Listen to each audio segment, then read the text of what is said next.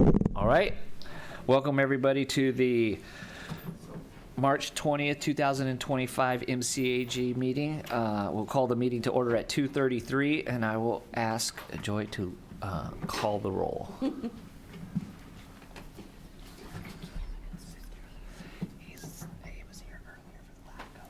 Director Kale? Here. Director Reed? Present. Director Nagy? Here. Director Samra? Director Serrato? Here. Director Pacheco? Here. Director Pedroso? Here. Director McDaniel?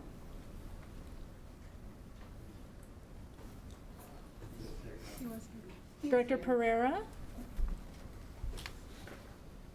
Vice Chair Silvera? Present. Chair Amabil?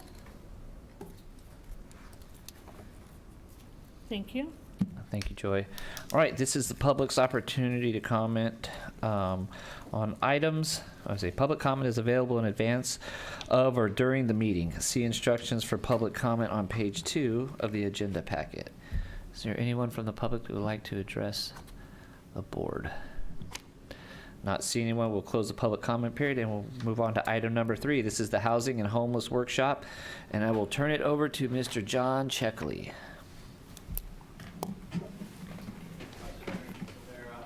Oh, hold on, let me turn you. Director, thank you. Deputy Director for Merced County Human Service Agency, responsible for housing and supportive services within the county.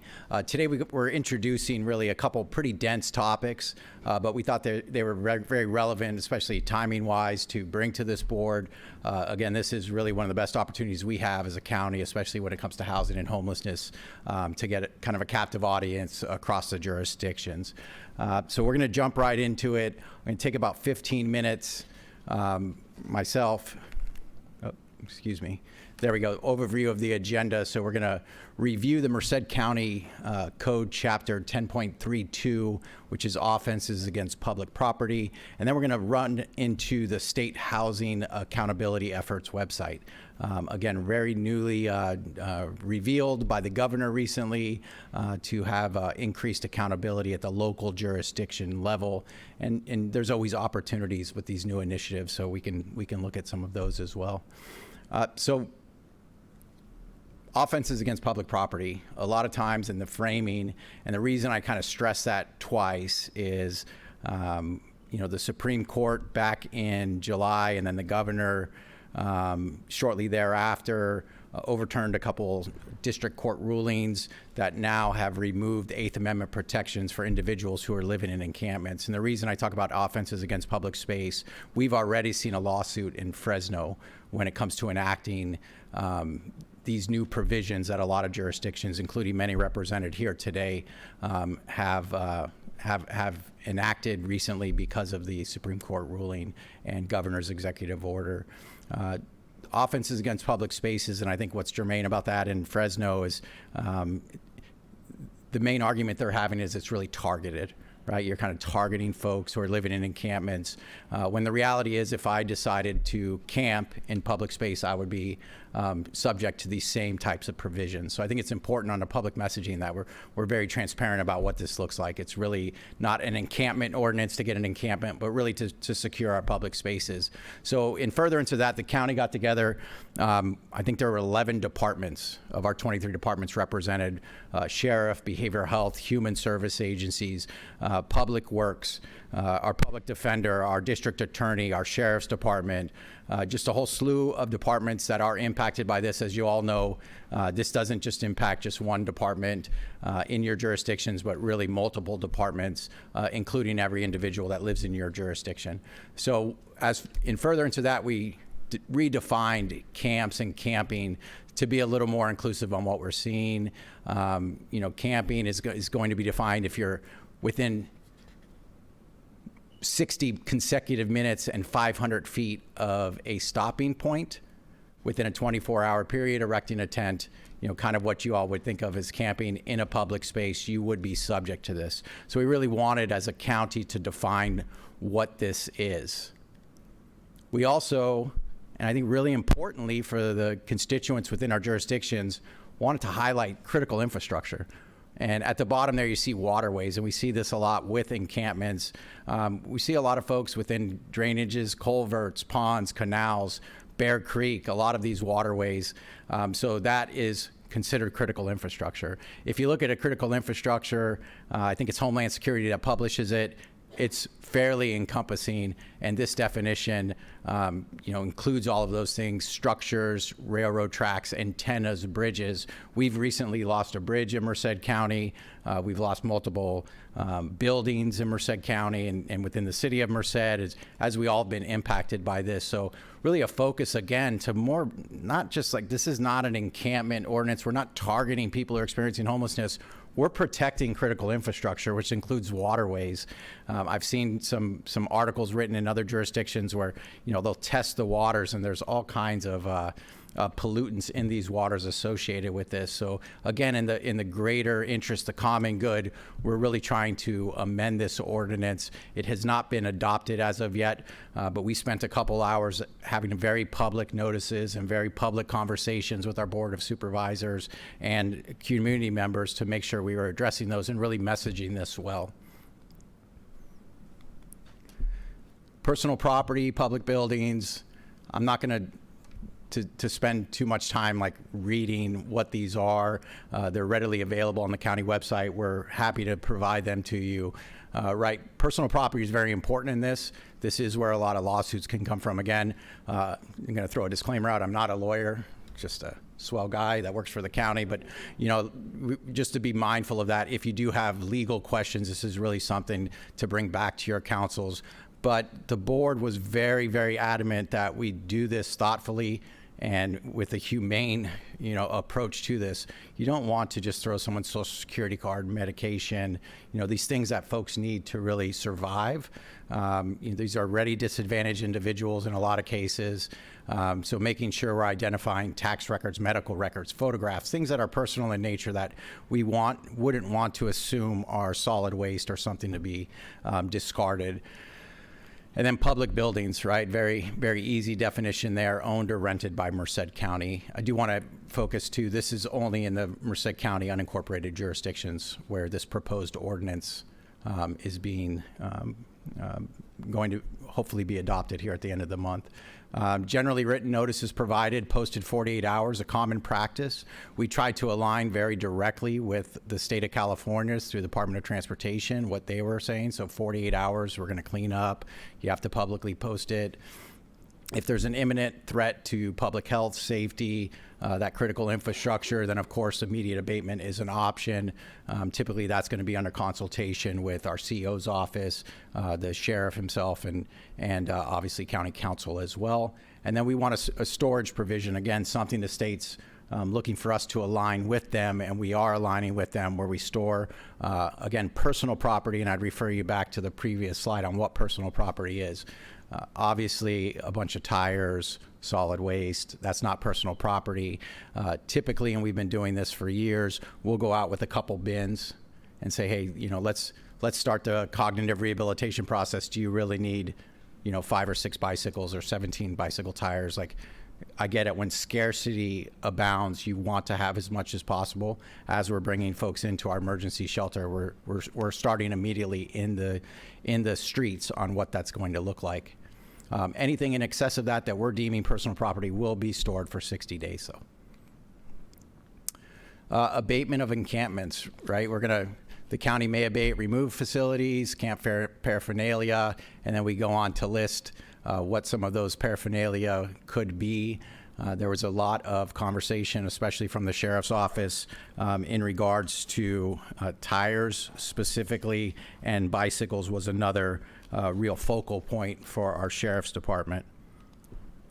And you see those listed here under abatement pursuing this is not limited to removal of facilities, materials, paraphernalia. We'll see furniture, shopping carts, obviously, debris, junk, hazardous waste, infectious waste, tires, and any personal property, again, will be stored for 60 days. So we've been talking about public property, and this, obviously private property is subject to different rules. One thing the mayor's been doing, we have a letter of authority. It's very effective. When someone's on private property, typically we're going to want through the sheriff's department to ask for a letter of authority to go onto that private property. Part of our letter and part of our public messaging, and for years, the board again was adamant about leading with services. And on this letter, it reinforces that commitment. On the letter itself, it does authorize Merced County supportive service providers and community-based organizations in the company of personnel from the sheriff's office access to people's personal property. What we'll see a lot of times is folks who aren't from the county with maybe a dilapidated structure, et cetera, where they're not actively managing this. I think we can all envision what would happen if someone set up a camp on our property. We would probably fairly quickly abate that. Typically what we'll see are folks who aren't actively managing their property. There's a lot of strategies around this. This is really step one in what can become an abatement process. All right, we're going to reach out to the property owner. We're going to ask for a letter of authority. If we don't get a letter of authority, we can start citing them with notices of violation. Typically, we'll provide 3 notices of violation. Then we have to go to a court, get an abatement warrant, and then we're abating it. We're incurring expenses when that happens. Eventually, those can go on the tax rolls. And, in the worst circumstances where it's not reconciled, there can be some kind of tax lien or actual where we will take possession of the property. So wanted to point out the difference between private property and public property. The penalty section.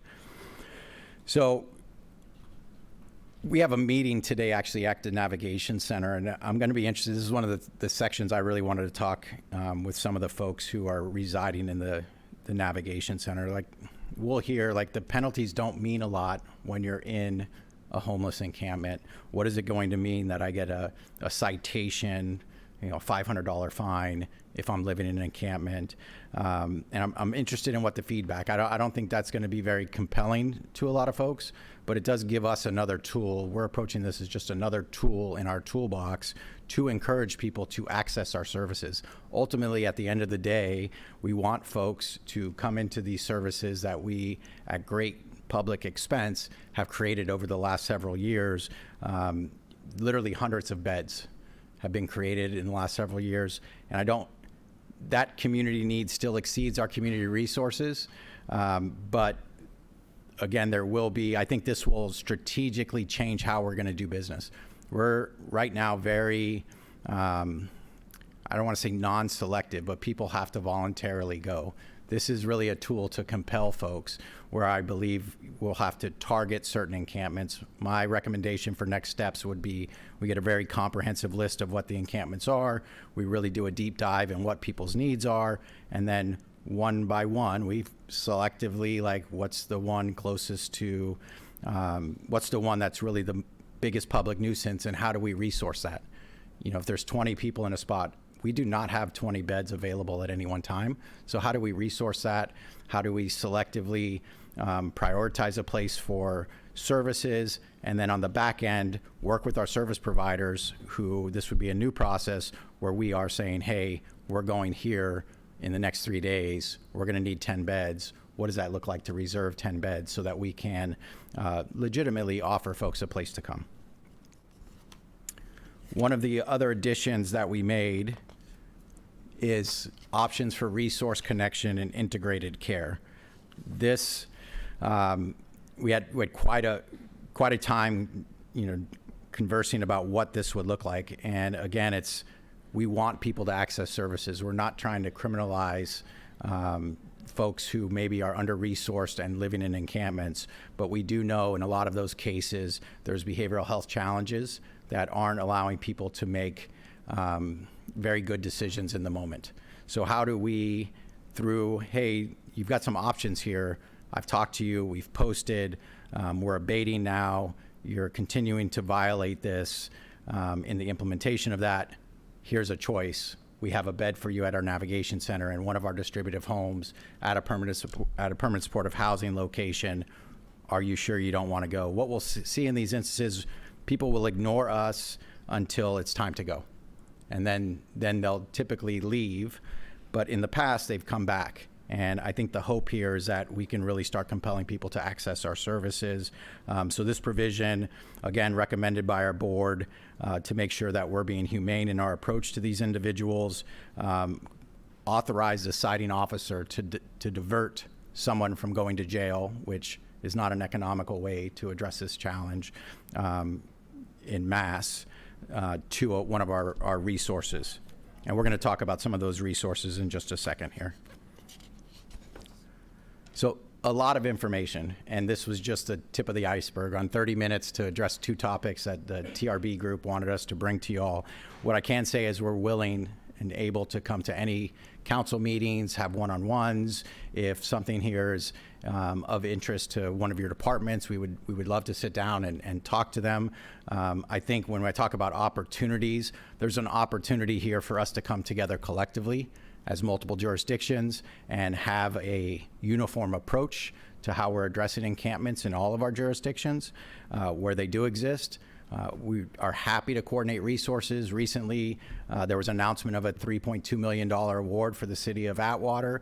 What I've told people for a long time is, tell us where what you would like to see, and then allow us, and I know the board's been really gracious in our time of offering it up, like we can come up with some solutions. So in Atwater, we received a $3.2 million award from the Encampment Resolution Fund.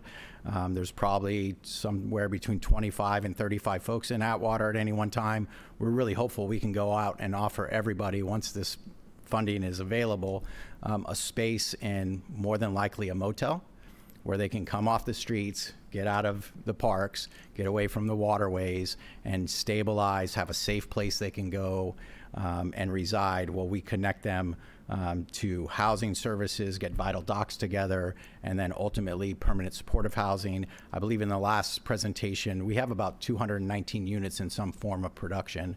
A lot of them in the city of Merced, some in the city of Los Baños, and then we're always looking and talking to developers, at least weekly on other options to expand our housing inventory. And that offer is a standing offer at any time. I really do enjoy that. Some of the feedback on this next initiative that the governor, right? The governor came out with his executive order, hey, we want to clean up encampments. We want to focus on unsheltered populations. He revealed about 2 weeks ago or so, maybe 3 now, this State of California accountability website. There's not much to it. There's not a ton of landing pages. I haven't seen anything as far as if you don't do this, this will happen.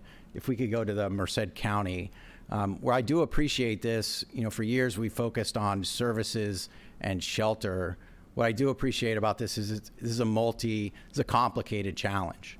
And the governor at least is trying to somehow bring housing, homelessness services, and behavioral health services together, right? We've seen a lot on the housing and homeless side. We're seeing a lot on the behavioral health side.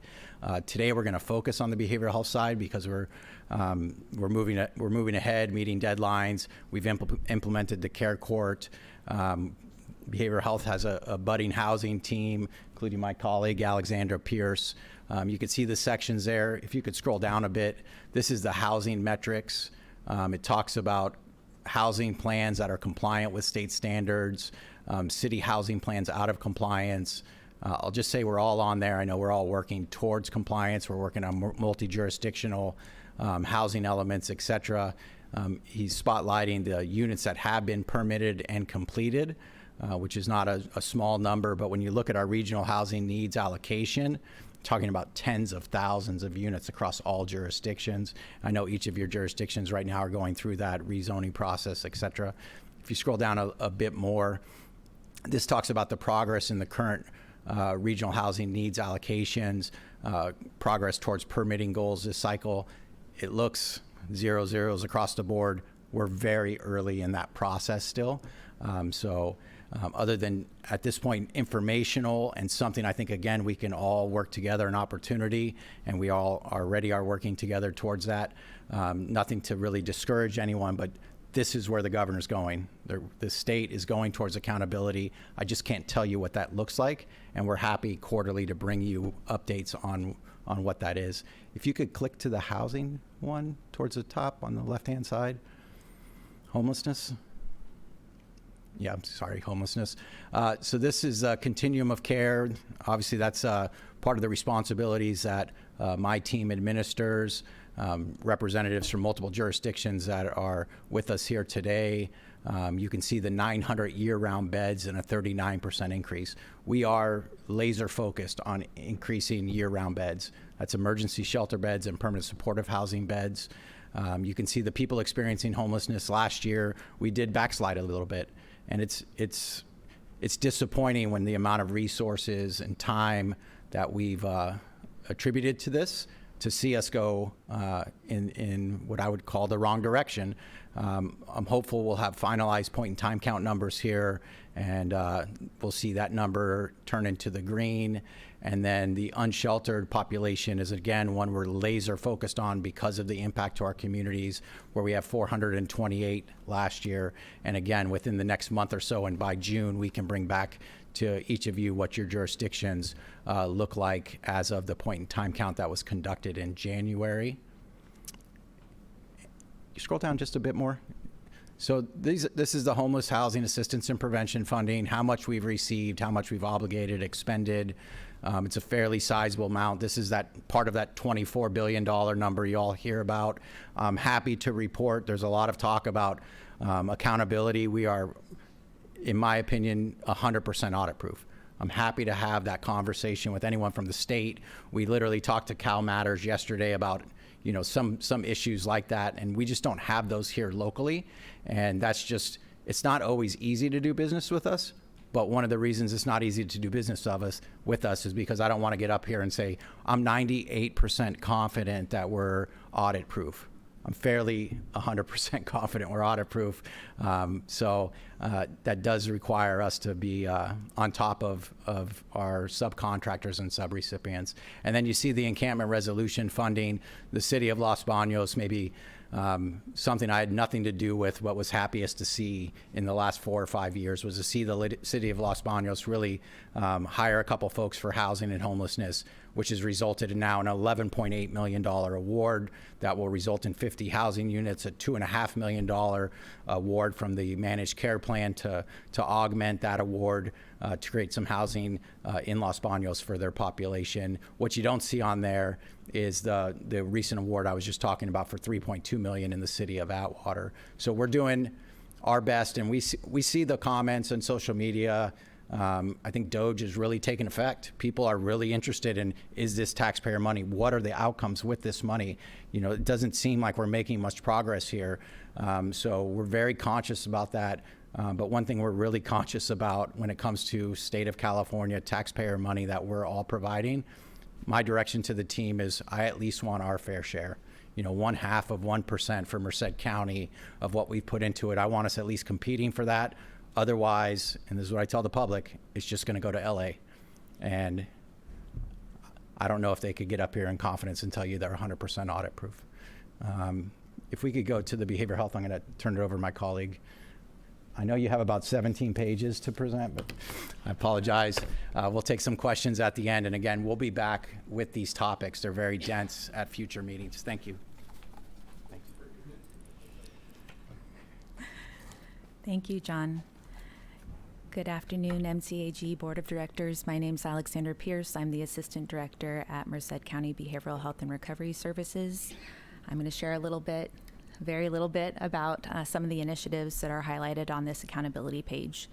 The most important thing to take away from my presentation today is that, thank you. Behavioral health in California is undergoing an unprecedented statewide change, transformation, with an emphasis on accountability, transparency, and expanded capacity, much needed expanded capacity in our behavioral health care treatment facilities. It has been shared at a statewide level that there have been more initiatives that have been launched within the last 2 years than have been launched in the last 20 years within the field of statewide behavioral health. Some of those you may be very familiar with include CalAIM, BH Connect, the Children and Youth Behavioral Health Initiative, Medi-Cal Mobile Crisis, Behavioral Health Continuum Infrastructure Program, and the modernization of the Mental Health Services Act through Proposition 1, which is also known as Behavioral Health Transformation, or BHSA. So a portion of these updates or transformations we're going to talk about today, which are listed on the accountability website. The first one that's listed is regarding the implementation of Care Court or Care Act services. As of December 1st, 2024, Merced County launched the Care Court program. Provided for you is a card that lists out the eligibility requirements for the program on one side, and on the opposite side it does have information related to where you can contact our care program within behavioral health to make a referral, ask a question, as well as our crisis information. These were originally provided to law enforcement as a reference tool to utilize in the field, but really anybody can make a referral to the care program, and so please don't hesitate to use it. Even if you don't feel like the person may meet the eligibility criteria, I still encourage you to call, as outreach is one of the things that we provide. So Care Court is a new civil court process for being able to engage individuals on the schizophrenia spectrum who are not currently engaged in voluntary treatment, and provide a wraparound service in order to engage them and ensure that they're receiving the appropriate mental health services. For this, since we launched December 1st, some highlights. Our care team consists of a mental health worker, a peer support specialist, and a mental health clinician. We've had 17 referrals to the program so far, which is pretty significant if you've heard from the Phase 1 and 1.2 implementing counties. Within California, there had not been as large of a response as the state originally anticipated, and so we've actually been pretty happy that in the past 3.5 months, we've already received 17 referrals. Of those, 6 were determined ineligible. However, all individuals that we've been able to make contact with have been connected with services. In addition, of those 10 were unhoused. 6 of those individuals that were unhoused were not eligible for the program. However, 2 of them we've already located housing for, and will continue to search for housing options for the others who are participating in the program. Referrals primarily have come from the John Lataraka Correctional Facility, law enforcement, behavioral health and recovery services, the Department of State Hospitals, and we've also had some referrals from family members within the community. We filed a total of 6 petitions. All of the petitions filed so far have been filed by Behavioral Health and Recovery Services. That's because we do not want petitioning to be a barrier. One of the pieces of feedback that we receive from the community when we are providing outreach is the difficulty in the process of petitioning. And so that's why we engaged in sending us the information. We will go out, connect, and be able to follow through. That does not prohibit individuals from filing their own petitions, but it is there as a helpful resource if there's a need. Within that, we have 2 care agreements so far, with an additional one that's going into place this week. And the biggest issue that we've come across in implementing the program is that most of the individuals who have been referred are either unhoused or have transitional living arrangements. And so being able to find them and continue the engagement to be able to ensure that we're connecting them with the appropriate services takes some time. And so pretty happy with where the program has gone so far. That's the high-level overview on Care Court. Switching now to the adopted reforms to conservatorship. This is in reference to SB 43 implementation. The SB 43 is the expansion of grave disability to include individuals that have a severe substance use disorder or co-occurring mental health and substance use disorder, as well as adding necessary medical care or personal safety. So as it stands right now, individuals only qualify as gravely disabled if they have a mental health disorder, alcohol disorder, and are unable to provide for food, clothing, and shelter. So it is a pretty significant expansion. The law does allow us to adopt as of January 1st of 2026. The County Board of Supervisors did approve us to be able to delay our implementation, as did pretty much every county except for 3 across the state. And the primary reason for that is because of the significant infrastructure design in treatment capacity that's needed in order to support this expansion. So I'm going to share a little bit about that. The implementation challenges are at the client, provider, and system level.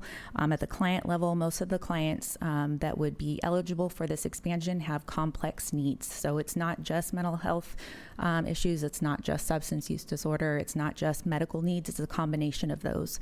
Unfortunately, our current treatment delivery system is very focused on specific issues and does not really afford for being able to provide all of the treatment that's needed to cover all of those things. And so right now, through the Behavioral Health Continuum Infrastructure Program, the state's really investing a lot of funds into being able to expand the amount of treatment facilities that are available in order to meet this need.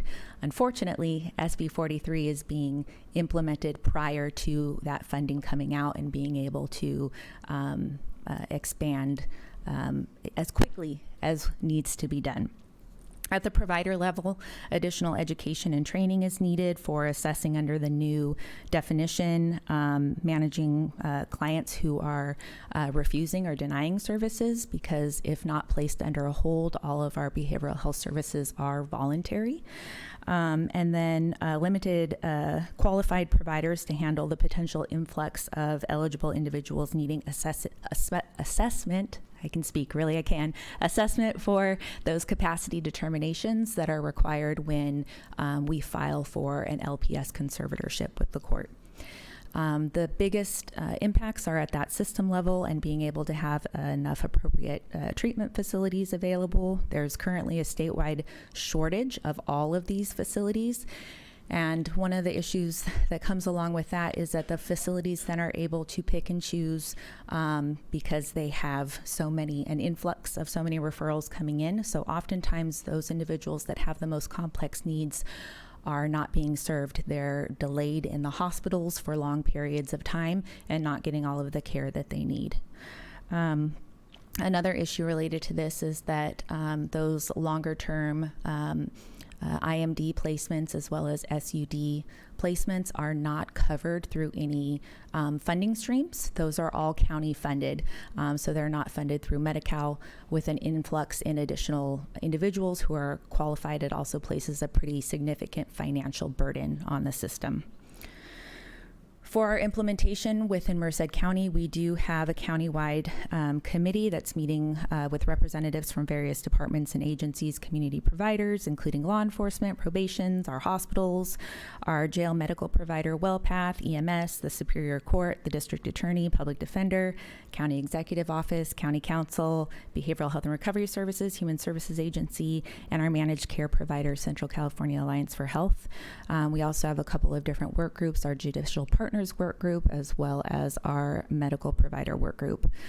Goals so far are gathering information from early implementers, analyzing and updated legislation and laws regarding the treatment settings. We're currently completing a gap analysis regarding our treatment continuum and plan to go out for RFQ on identified gaps. We've been exploring all potential grant opportunities on eligible funding to support implementation efforts, including we've already applied for BCHIP Bond Fund Round 1 and plan to apply for Round 2 in order to expand our treatment capacity, and then working on developing field guides and training resources. That's the high-level overview of SB 43. Transitioning on to the third component regarding full-service partnerships. I want to make reference that the 88 displayed for you here is based on the Mental Health Services Act quarterly reporting, not on the annual reporting, and so that number will change quarterly. Our annual average is approximately 150 adults and 200 children. This only reflects adults. It does not take into effect the resources that go into full service partnership for children. Full Service Partnership is an initiative for the Commission of Behavioral Health. They oversee the Mental Health Services Act, Behavioral Health Services Act. It's a recovery-oriented, comprehensive service delivery system targeted to individuals who are unhoused, at risk of becoming unhoused, and have a severe mental illness, often with a history of judicial involvement and repeat hospitalization or institutionalization. They are designed to serve people in the community rather than transitioning them to like the Department of State hospitals or other institutions, and really be able to focus on quality and consistency of care and enhanced outcomes.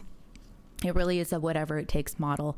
It's important to note that because it's a whatever it takes model, it's only partially funded by services through Medi-Cal. The other component of funding comes from Mental Health Services Act or Behavioral Health Services Act funding.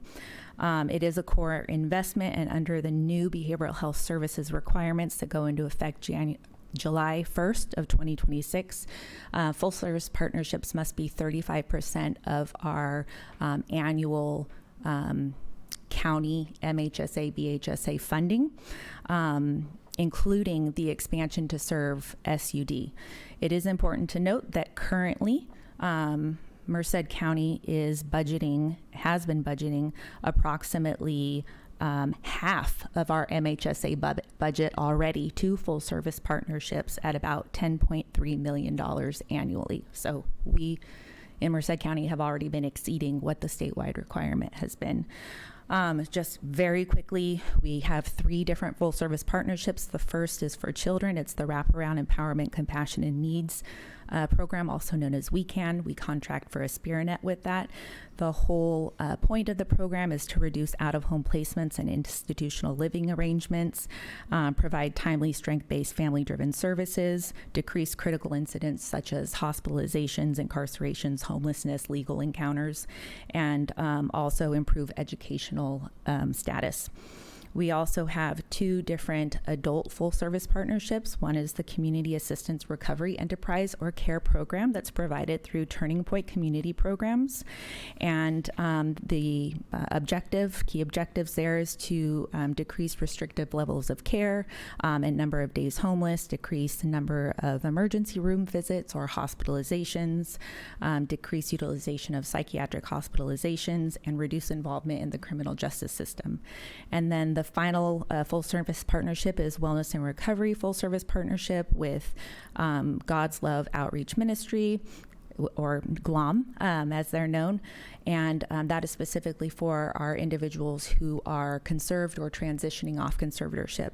And again, key objectives are to reduce homelessness for the gravely disabled, reduce disparities in service outcomes, reduce suffering due to mental illness, reduce hospitalizations, incarcerations, and substance use.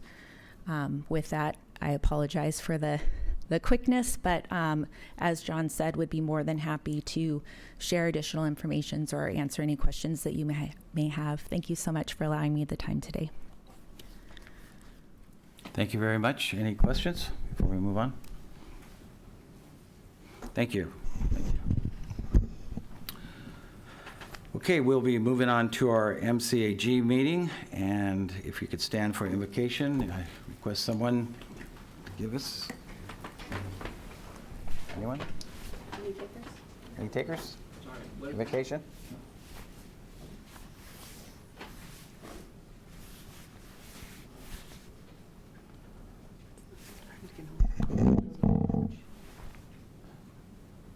Okay, we have.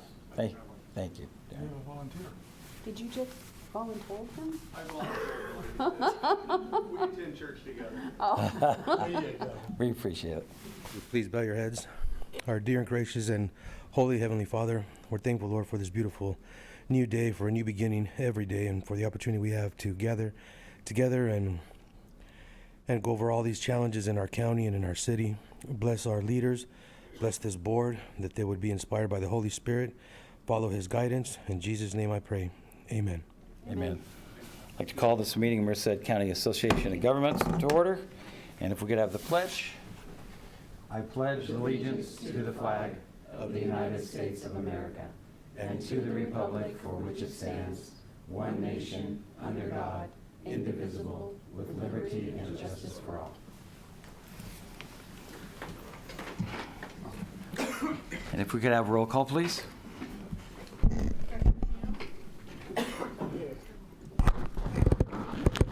Present. Director Nagy? Here. Director Samra? Here. Director Serrato? Here. Director Pacheco? Here. Director Pedroso? Here. Director McDaniel? Here. Director Pereira? Vice Chair Silvera? Present. Chair Amabile? Here. Thank you. We do have a quorum. Thank you very much. And now it's the approval of the agenda as submitted. Any questions, comments? What's going on? Mr. Chair, Silvera, motion to approve the agenda. Samra, second. Okay, we have a motion and a second to approve agenda as submitted. Any further questions or comments? Not hearing any. All in favor signify by saying aye. Aye. Opposed? Ayes have it. And we go to our public comment period. Members of the public may address this board on any item that's within the jurisdiction of this board. This includes agenda and non-agenda items. You have 3 minutes to speak, and we welcome you to come forward and speak to this board.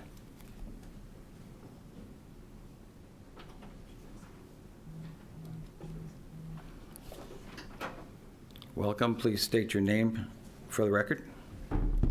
My name is James Conley. I spoke with Mr. Pereira, and he said that today would be a day to come and talk to you about an issue I've had out at the landfill.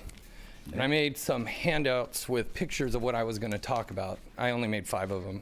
Can I give them to anybody up there? Yeah, to the board. Basket right there. Yeah. Oh, thank you, ma'am. Thank you. So, my name's Jim Conley. I live out on Lake Road. I do my own garbage service. I've done it for 20 years. The landfill is set up so that small businesses and individuals are held back, slowed down, and kept from being able to do the work that they have to do in the day.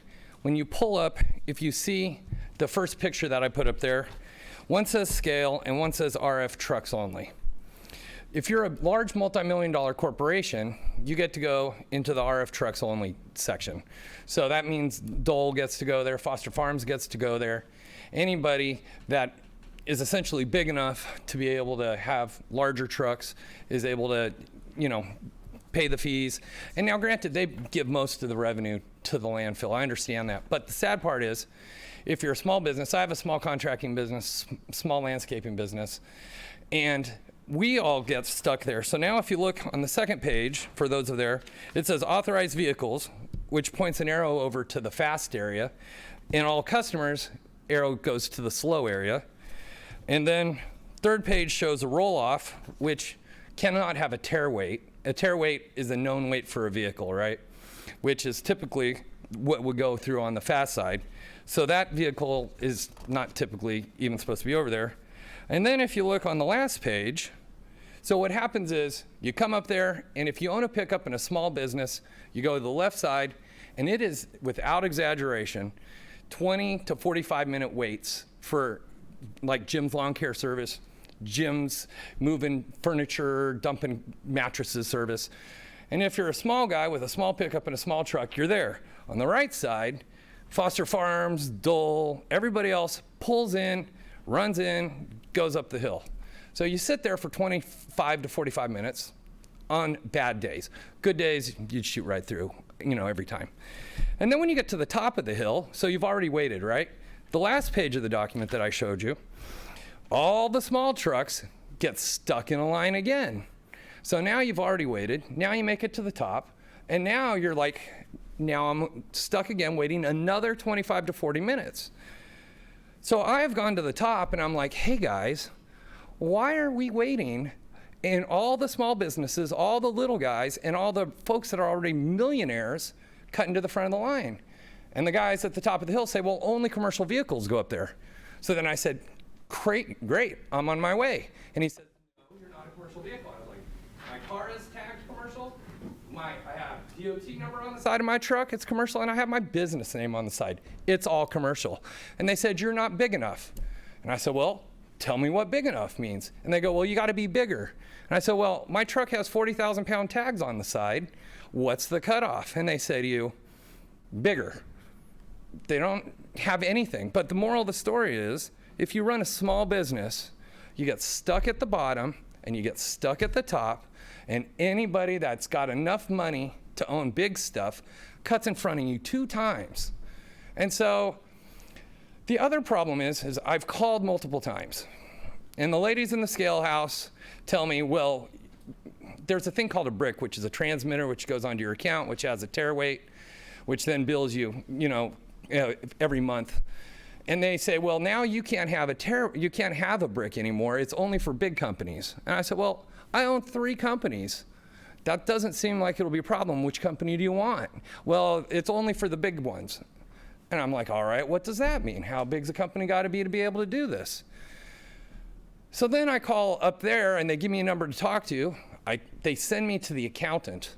And the poor accountant guy, by the time I was talking to him, he's like, hey man, I don't know why they told you to talk to me. And I said, well, give me somebody else to talk to. And then I left a message and nobody got back to me.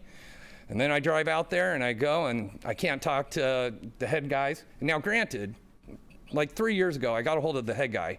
And the head guy says to me, and I don't even know who that was 3 years ago. It was a long time ago. And he says, the signs on when you come in where you see it says scale and RF trucks only, he says that doesn't really mean RF trucks only or scale. That's only up there and anybody can use any lane they want. So then I said, well then, why did we buy a bunch of signs that don't mean what the signs say if anybody can use any lane they want? Now, you can pull my account and they'll tell you I'm only out there probably 16 times a year total. It doesn't make a huge difference for me. I just have a general feeling of fairness.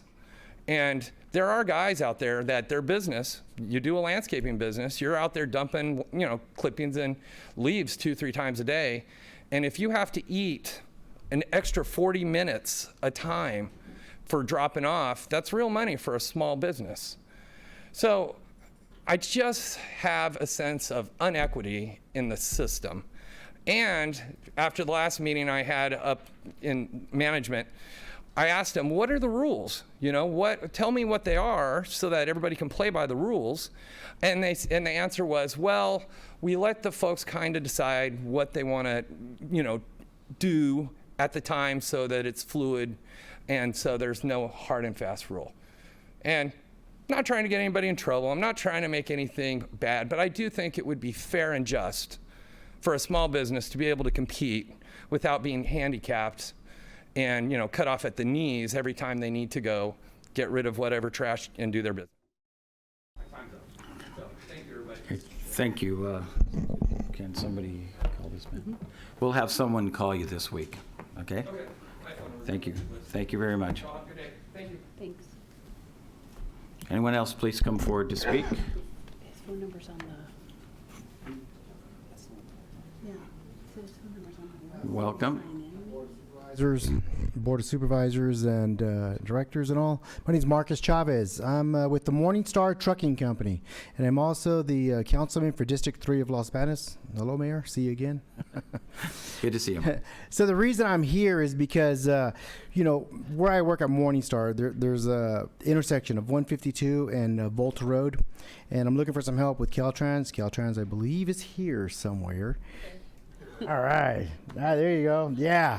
Perfect. Maybe you can answer once you're up here. Just kind of give us. I'm looking for some information and some help to get that intersection corrected. It's in disrepair. I've emailed. I think it's Tanya Sanguinetti with some pictures that are out there. I've sent those out, and I barely sent those, so I'm sure she'll be in contact. But I'm just wanting to see if we can get some help there. That's one thing is to get that fixed correctly, not just a patch job. They've done that before, but it's really bad and it's unsafe. But the second thing for that intersection is, I know there's been talks about a roundabout getting installed there, and I don't know if that's something we can still have a discussion whether to move forward or not on that, because that's something that we don't think is very safe. We know it'll slow down the traffic. that's not the issue. It's the roundabout, the confusion that it causes with the big rigs. We've seen the one on 152 over by Hollister. We've had issues with our trucks there with, the general motorist, and we just don't think it's a good idea. If anything, I mean, we know traffic lights are expensive. If we have to choose between a roundabout or nothing, I think nothing is safer than putting the roundabout in. So I'm looking for some help in these areas here. Now, switching to my city councilman side, at last night's meeting, this keeps coming up about the roundabouts. There's the one I just spoke about, and one on Mercy Springs. People are not in favor of those things, so I think that's something, we told the people we would bring that up to Caltrans and see if there's another way to maybe handle those areas and not do roundabouts there. But other than that, that's all I got. I'm looking forward to see if maybe I can get some answers here in a little bit, if you know already about what's going on with those intersections. Thank you very much for your time. Thank you. Yeah, we'll be having the Caltrans presentation in just a few minutes. Anyone else would like to speak? Please come forward.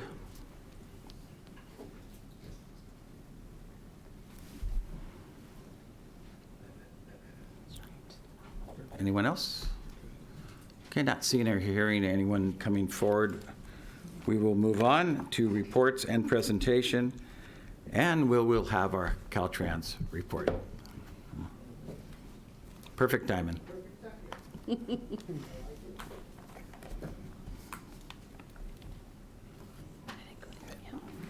Good afternoon, everyone. We can start. I'm glad the screen is bare. I was getting hypnotized sitting there. So I hope your screens are bare too. So, well, today I'm just going to cover updates on the projects I've been presenting, so cut down the time. And there are a few action items that are pending, and that some action items we are working, and some just came up this week. I'll be discussing those.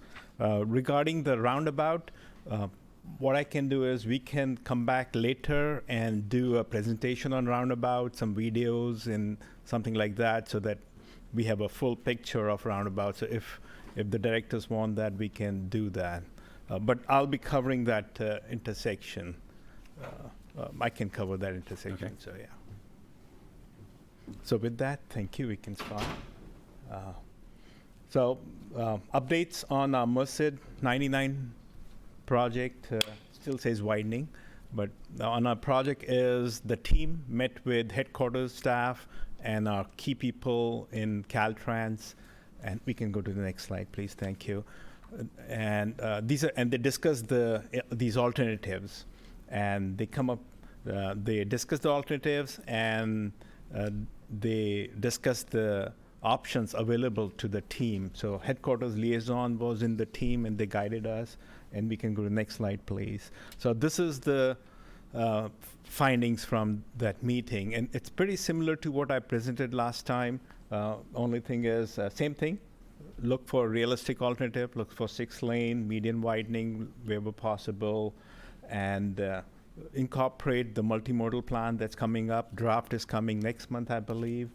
And the existing PSR PDS that was done several years ago, it includes complete streets on local streets and things like that. So avoid that for right now. If you can remove it to cut down on the dollars, make it feasible.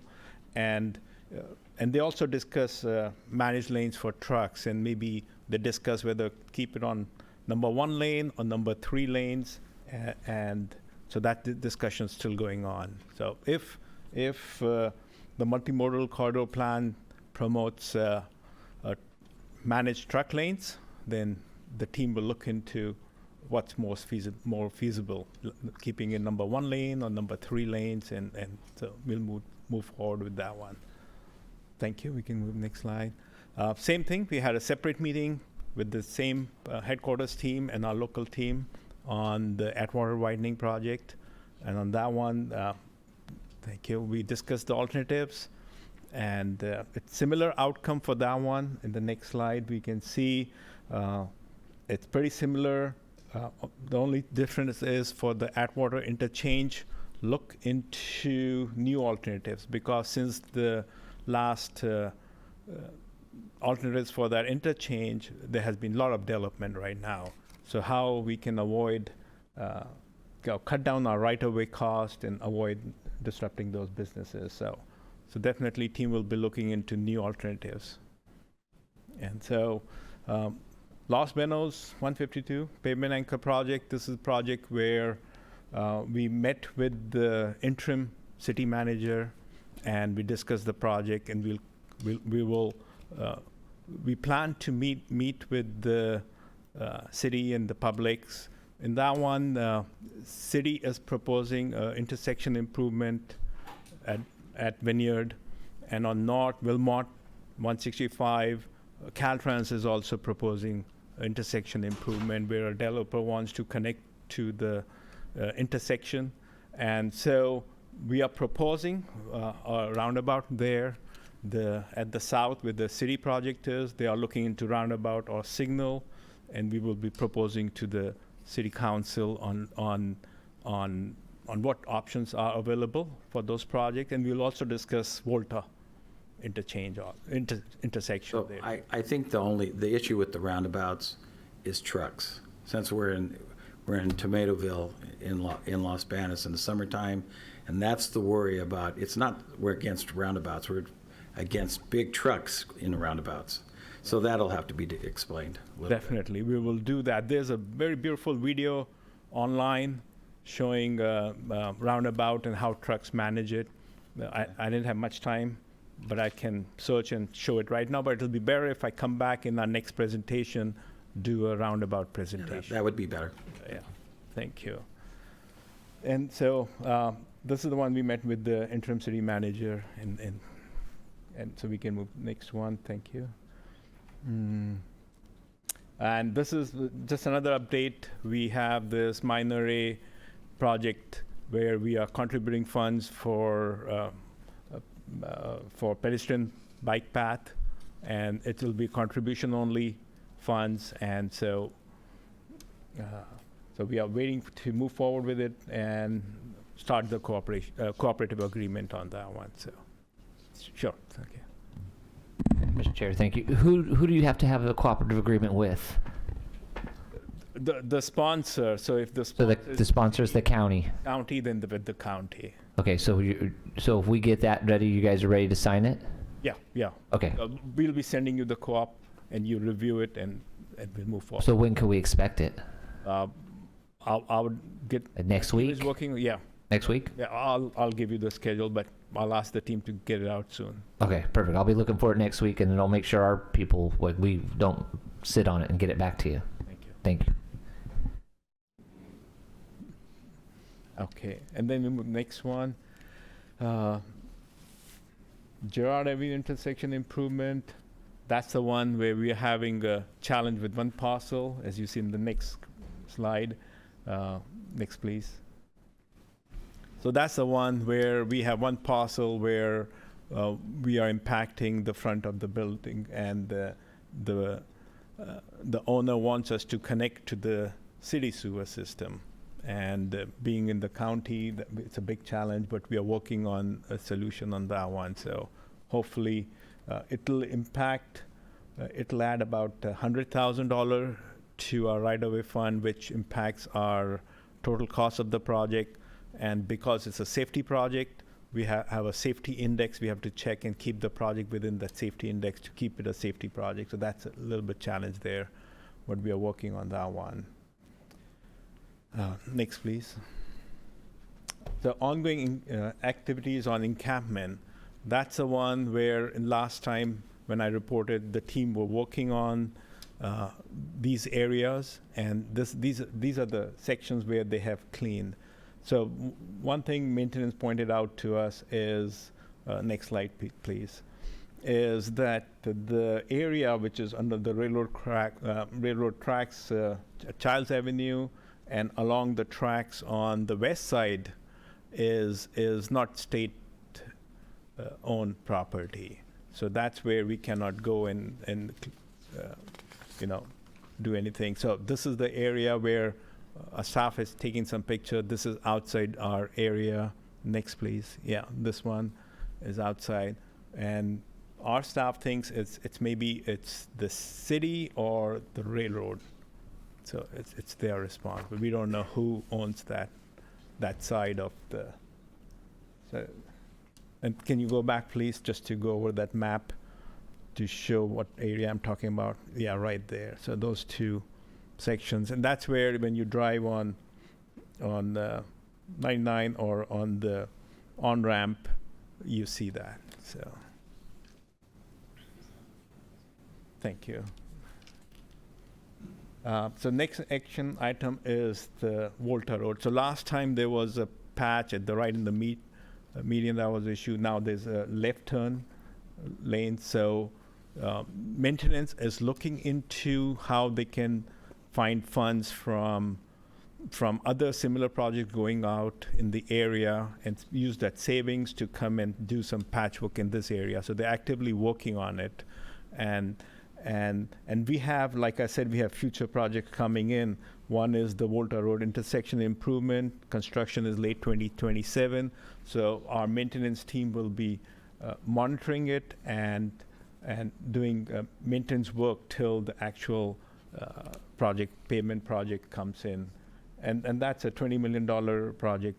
Yeah, go ahead. Thank you. And so, as it was mentioned earlier, the challenge is as I understand that there's a potential project coming down the road, whether it ends up being a stoplight or you guys are proposing a roundabout. Like, you think that he says in 2027 it's going to go to construction. By Caltrans standard, like, that's like, well, we're going to get that done in like lickety split. But in real life, that's still 2 tomato seasons that are going to happen. That intersection at Highway 152 and Volta during tomato season, which roughly starts about July 1st and ends about October 1st, is, I mean, into that area, Volta, that Volta Ingomar area, there's something on the neighborhoods of 1,700 truckloads a day of tomatoes that go through there. And not all of them are going through that intersection, but just, and so what I don't want to see happen, and I hope that you can put pressure on the maintenance folks, is putting patch on it's not going to do the job. And understanding that we don't want to spend money on something that we're potentially going to redo later, but that's 2 years away. That's two tomato seasons away. And it's in, you know, Morningstar is, during tomato season, is probably the largest employer in myself and Supervisor Pacheco's districts, because we split those 2 processing plants. Now I have Morningstar and he has Liberty in his, and he also has Ingomar, which is just down the road from them. It's of the utmost importance that we address that issue. And I know that we also talked about the one at 152 and Ramus Road, which that one is because you have the high school has their school farm out there. And so you have teenage drivers that since March till the May Day Fair in the beginning of May, 2 times a day, these kids are going to be going out there and taking care of their animals. And so I hope that we can highlight to the folks that are going to be looking at it from Caltrans how important this issue is to not only Caltrans road, your guys is safe, but you know, for my constituents that drive up and down that road and use those intersections every day, and really, quite honestly, the economic development that happens there. Like, this is one of those deals that checks all the boxes that we probably shouldn't be waiting to see if we can find some leftover asphalt from another project to be able to go do this. I would hope that we would seriously consider. I mean, I could tell you, if I had the money that you guys are spending on the bridges that you're fixing on 152 between Das Palace, or the Y, and Highway 59, it's just crazy to me. They've been out there for 2 years, and they're knocking off the sides of it, and they're putting up new cement sides. I mean, it's that simple. For me, it's that simple. For them, it's probably a little bit more engineering and stuff involved. But this is an important project, and so I hope that you can pass on to the folks that you're talking to back at headquarters, like, how important this is. And it's, you know, we're already we're in March. It's going to be April soon. July is going to be here before we know it. And I hope that this deal doesn't, oh, well, we'll go and try. Then they say, oh, well, maybe by September we'll get to it. Well, by then, this year's tomato season's already almost over. So I want to make sure. I was one of the ones that I asked Stacy to make sure that she sent it to your folks, but just to highlight of how important this is. Okay, thank you. And I'll convey it too. Thank you.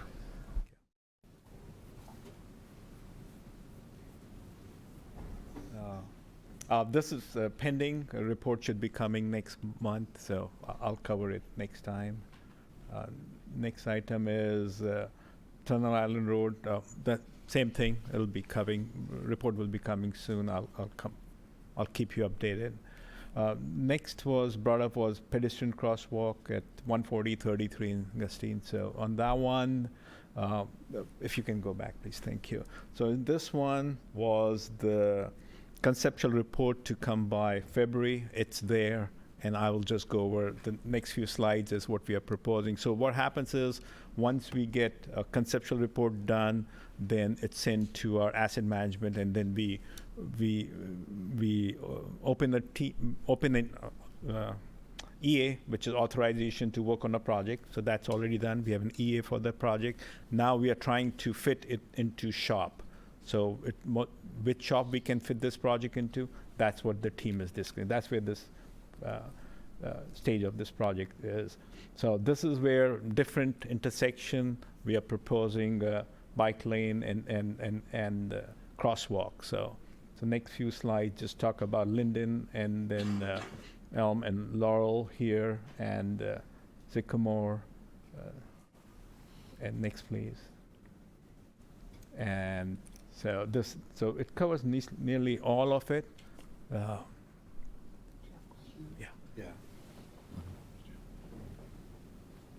Thank you. There's one other intersection that I've been bringing up that doesn't seem maybe to be making the list. So it's around the corner back, towards, I guess it'd be towards Newman, and it's at 3rd Avenue. It's a very dark intersection. It's the intersection that the folks that live on the east side of Highway 33 140, where they cross to go into town to do shopping and that. There was a fatality there last year, a pedestrian, and it's a very dark, it's dark at night. There's no lighting. And so I don't, if we could get that one added, that would be great. Maybe it's covered, maybe 4th is here, and the next slide is... 3rd up there. Yeah, so 3rd is at the top. Like, see where it says pedestrian crosswalk up top? 3rd Avenue right there? Yeah, yeah. Okay. So if it could just be, if it's possible to include it with the rest of the projects, that would be really appreciated. And you said it's dark or? So Yeah, it's dark. Okay. Yeah. And look into what's out there, whether it's adequate or not, or I see something.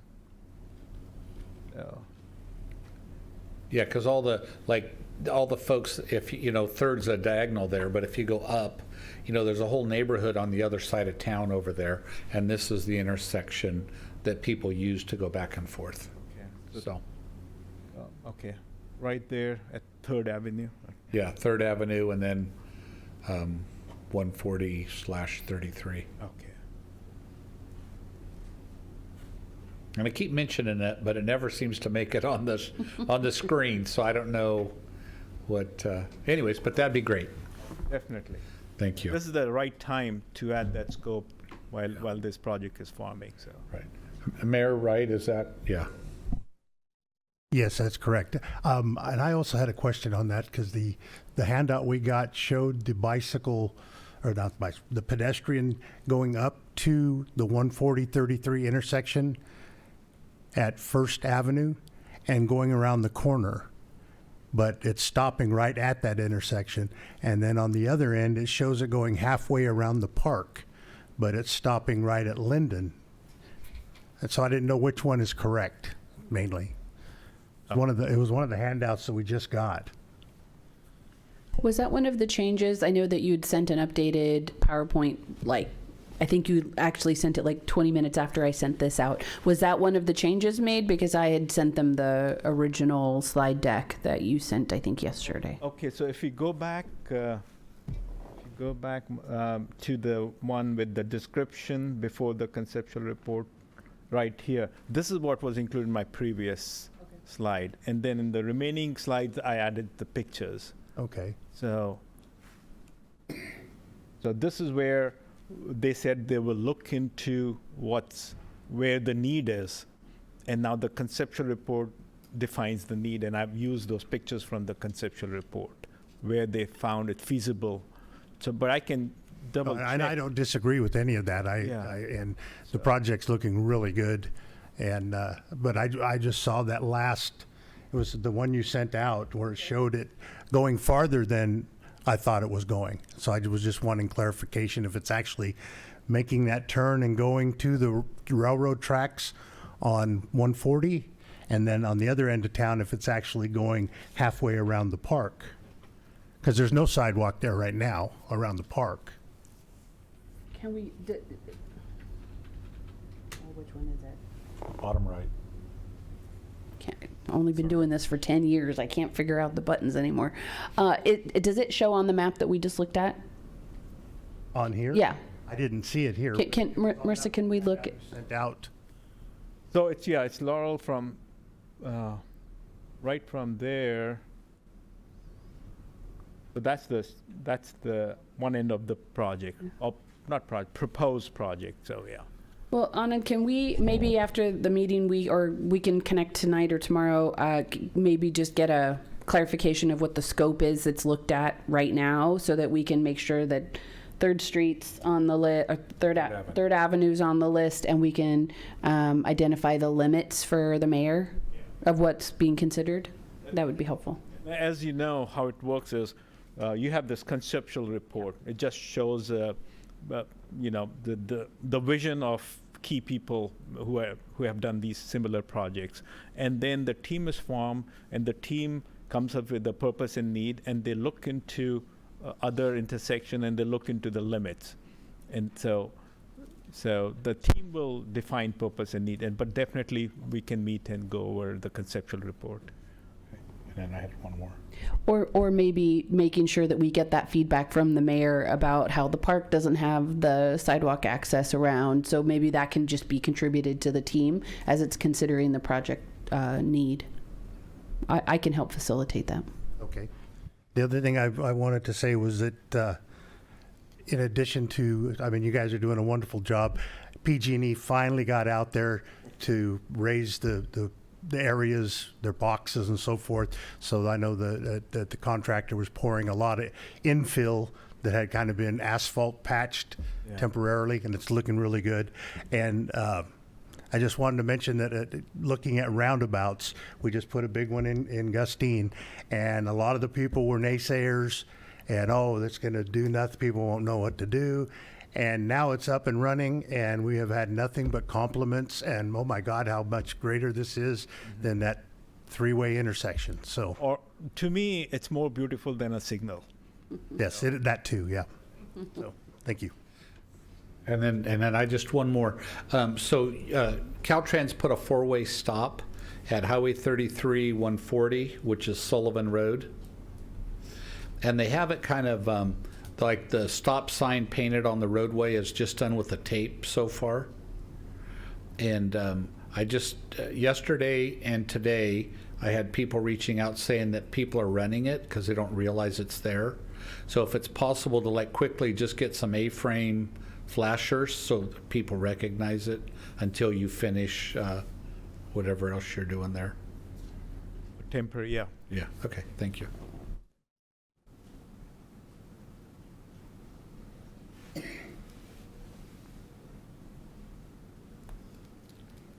Okay. I think that's it. Is there anything? You don't have more? Any other questions? Yeah. Go ahead. Non, I know that Stacy had sent this one out, but I just want to refresh your memory. This is on, so it's going to be on State Route 152 at Highway 33 it's actually going to be east of Highway 33 on the south side of 152. There's a fence there, so you have that housing, those 1 acre lots, maybe they're a little bit bigger. There's a fence that runs along Highway 152. That fence is down, and there's one particular, the person that called me thinks that there's somebody that lives in the neighborhood who knocked that fence down and is using that as their personal entrance into Highway 152. And those 1 acre lots out there, some of those folks have animals. That's kind of their protection if something gets out, that it doesn't end up on Highway 152. So I just want to make sure that you are aware of that. And okay, perfect. Thank you. I'll update it next time. And also on 99 and 16th Street. So that's also pending. So I'll get update on that one. Is the condition of the pavement within our state right away? The 16th. So. Am I the last one? Okay. Would you mind exchanging information or speaking with the councilman from Las Banas just to make sure if he needs any additional information on the Volta and the roundabout on Mercy Springs? Yeah, and also in our presentation to the city and here, we would like to invite. You can see that presentation, so. Great, thank you. Thank you for the report. You're a very busy man. Thank you. Okay, we'll go on to our informational items. Item 8, is there any item that the board would like to discuss on the informational item? 8A, B, or C? Okay, I don't see anyone wanting to speak on those items. So we'll move on to item 9, consent calendar. This is a one-vote item. Is there any item on the consent calendar you would like to remove or separate for consideration? Okay, then if we could have a motion, please. Motion to approve, Samra? Second read. Okay, we have a motion and a second as stated. Questions or comments from the board? Is there any comments from the public on this item? Just help enjoy. Oh, okay. Sorry. There was a motion by Samra and a second by Reed. Yes. Thank you. Okay, all in favor signify by saying aye. Aye. Opposed? Ayes have it. Item 10, action items, and these will be considered separately by the board, and the public may address any item that's on this item 10. The first item is adopt proposed changes to the chair rotation schedule. Stacy?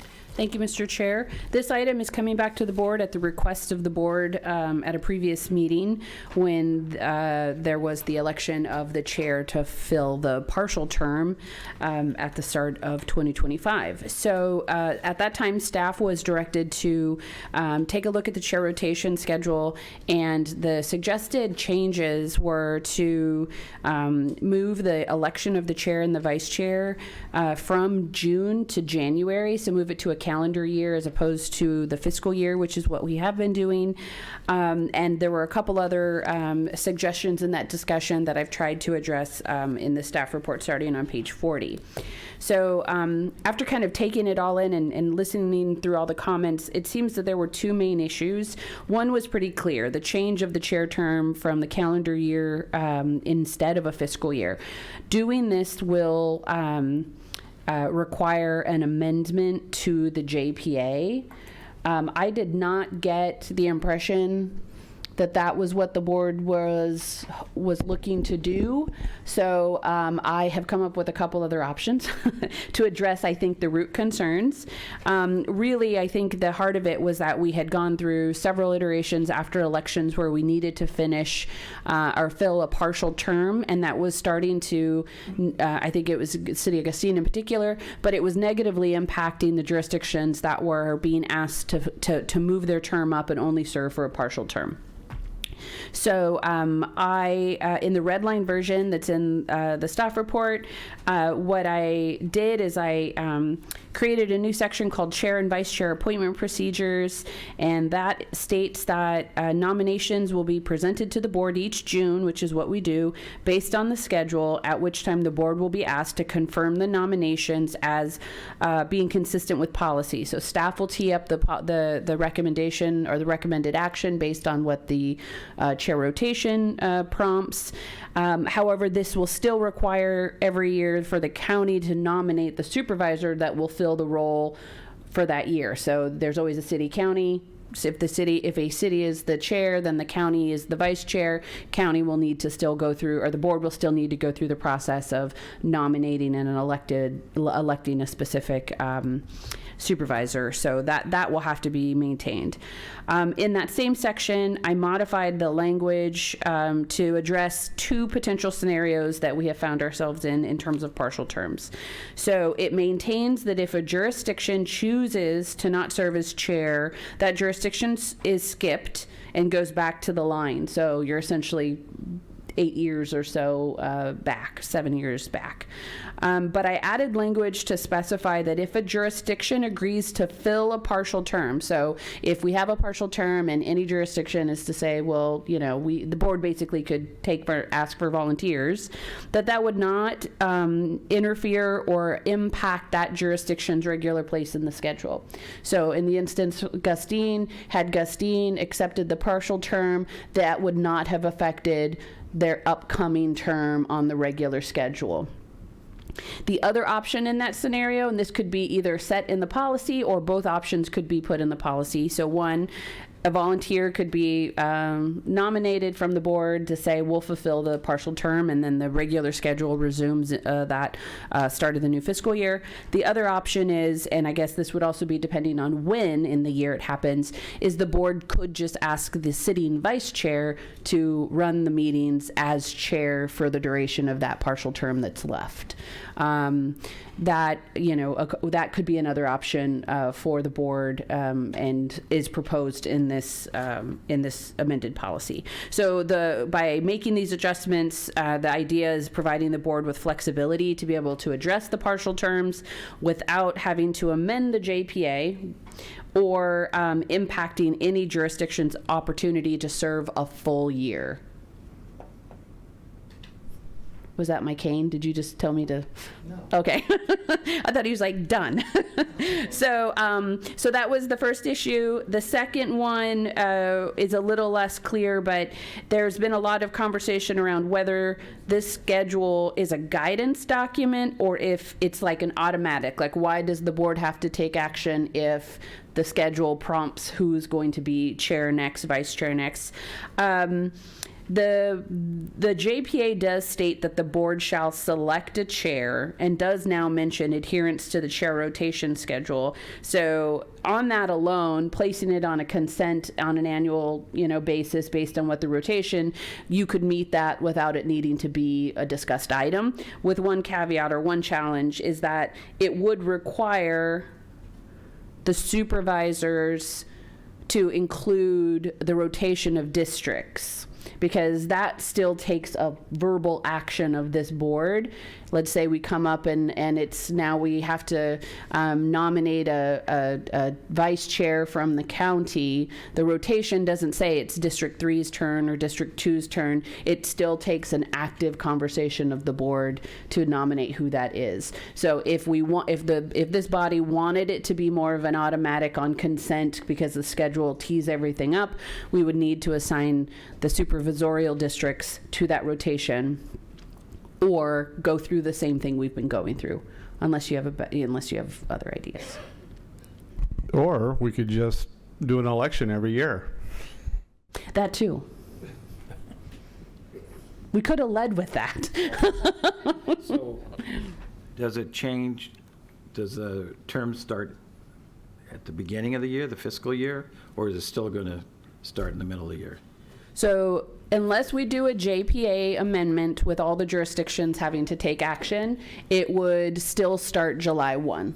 July 1 is the term would be July 1 to June 30, unless we do a JPA amendment. Mr. Chair, I think it's council's job to find a way to tell us how we don't have to do a JPA amendment. There's got to be a way. I mean, we're not talking rocket science here. We're not talking about who's going to be members of the JPA. I mean, we went down the JPA thing for many, many years, and we feel like we've gotten a place where we all agreed on it. I don't feel like picking. It's just, to me, I was one of the ones that said, let's go to a calendar year instead of a fiscal year so we don't end up in this problem. I do appreciate you're trying to figure out a way there, but I think that it should be able to be changed with just some kind of policy or procedure. We don't have to change JPA. By policy or procedure of this group, we said, hey, we're going to start here instead of there. Thank you. So the JPA agreement is explicit with regard to the election of the chair and the vice chair. It explicitly states that it will take place, that the election will take place in July 1st. It also on July 1st, or at the July meeting. I'm sorry, June meeting. It also explicitly states that amendments must be approved by 5 members, including the county. And that applies to all amendments of any type except for certain major amendments, which has to be approved by unanimous vote. That all of that said, if this board decides to have a policy that differs from the JPA agreement, and it's something related to something minor like this, I don't know who would challenge that.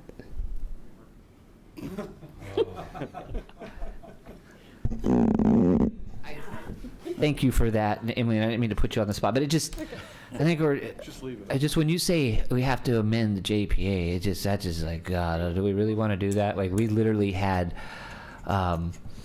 retreats about that, and many. I have a similar reaction to the idea. Yeah. That's why I did the option. Okay, well. So just to clarify, we could do nothing and leave it as it is, or we could take council's. I motion to do nothing. Okay. Is that a negative motion? Yeah, you could just take no action. No action is necessarily required if no changes are being made. Okay. Board.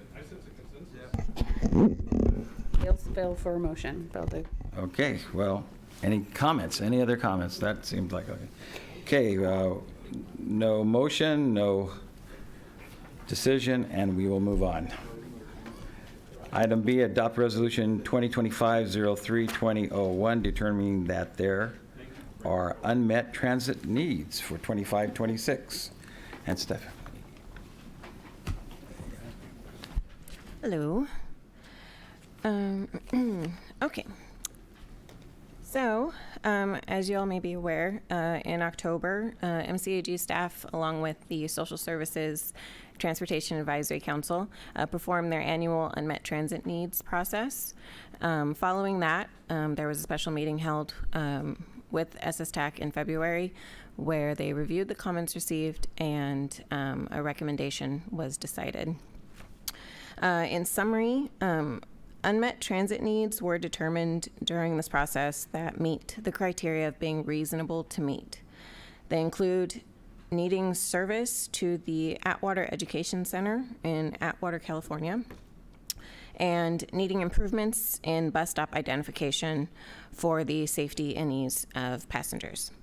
So MCAG staff and the members of the SSTAC are recommending that the governing board adopt by resolution the determination that there are unmet transit needs that are reasonable to meet for fiscal year 2025-26. Any questions? Questions? Okay. I got a comment, Mr. Chair. No, I just want to thank you for highlighting the two that we can actually afford to do, is what I'm going to call it, right? Because there's a whole many pages of all the ones that we found that are unreasonable. So thanks for finding those two little nuggets for us. Well, I didn't, but you're welcome. Just say thank you. Okay, no problem. No problem. Second. Okay, a motion and a second to approve. Is there any comments from the board or the public on this item? Okay, all in favor signify by saying aye. Aye. Opposed? Ayes have it. Thank you for your report.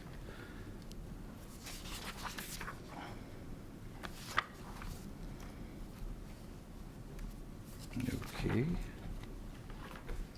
So we'll go on to discussion items. And these are also separated and allow the board members to discuss each item. Draft fiscal year 2025 overall work program and budget. I think, did I get the short straw to kick this one off? I think I did. Okay, it's budget season. So for board members who this is your first budget cycle, we do address things a little differently because we do have multiple agencies with multiple budgets, and different budgets have different requirements by different funding agencies like Caltrans and other partners. So we will be providing a presentation on the draft budget for the MCAG component of our work. It's called the overall work program. This is primarily our transportation related budget, as opposed to next month, I believe we'll see transit's, no, 2 months from now, we'll see transit's draft budget.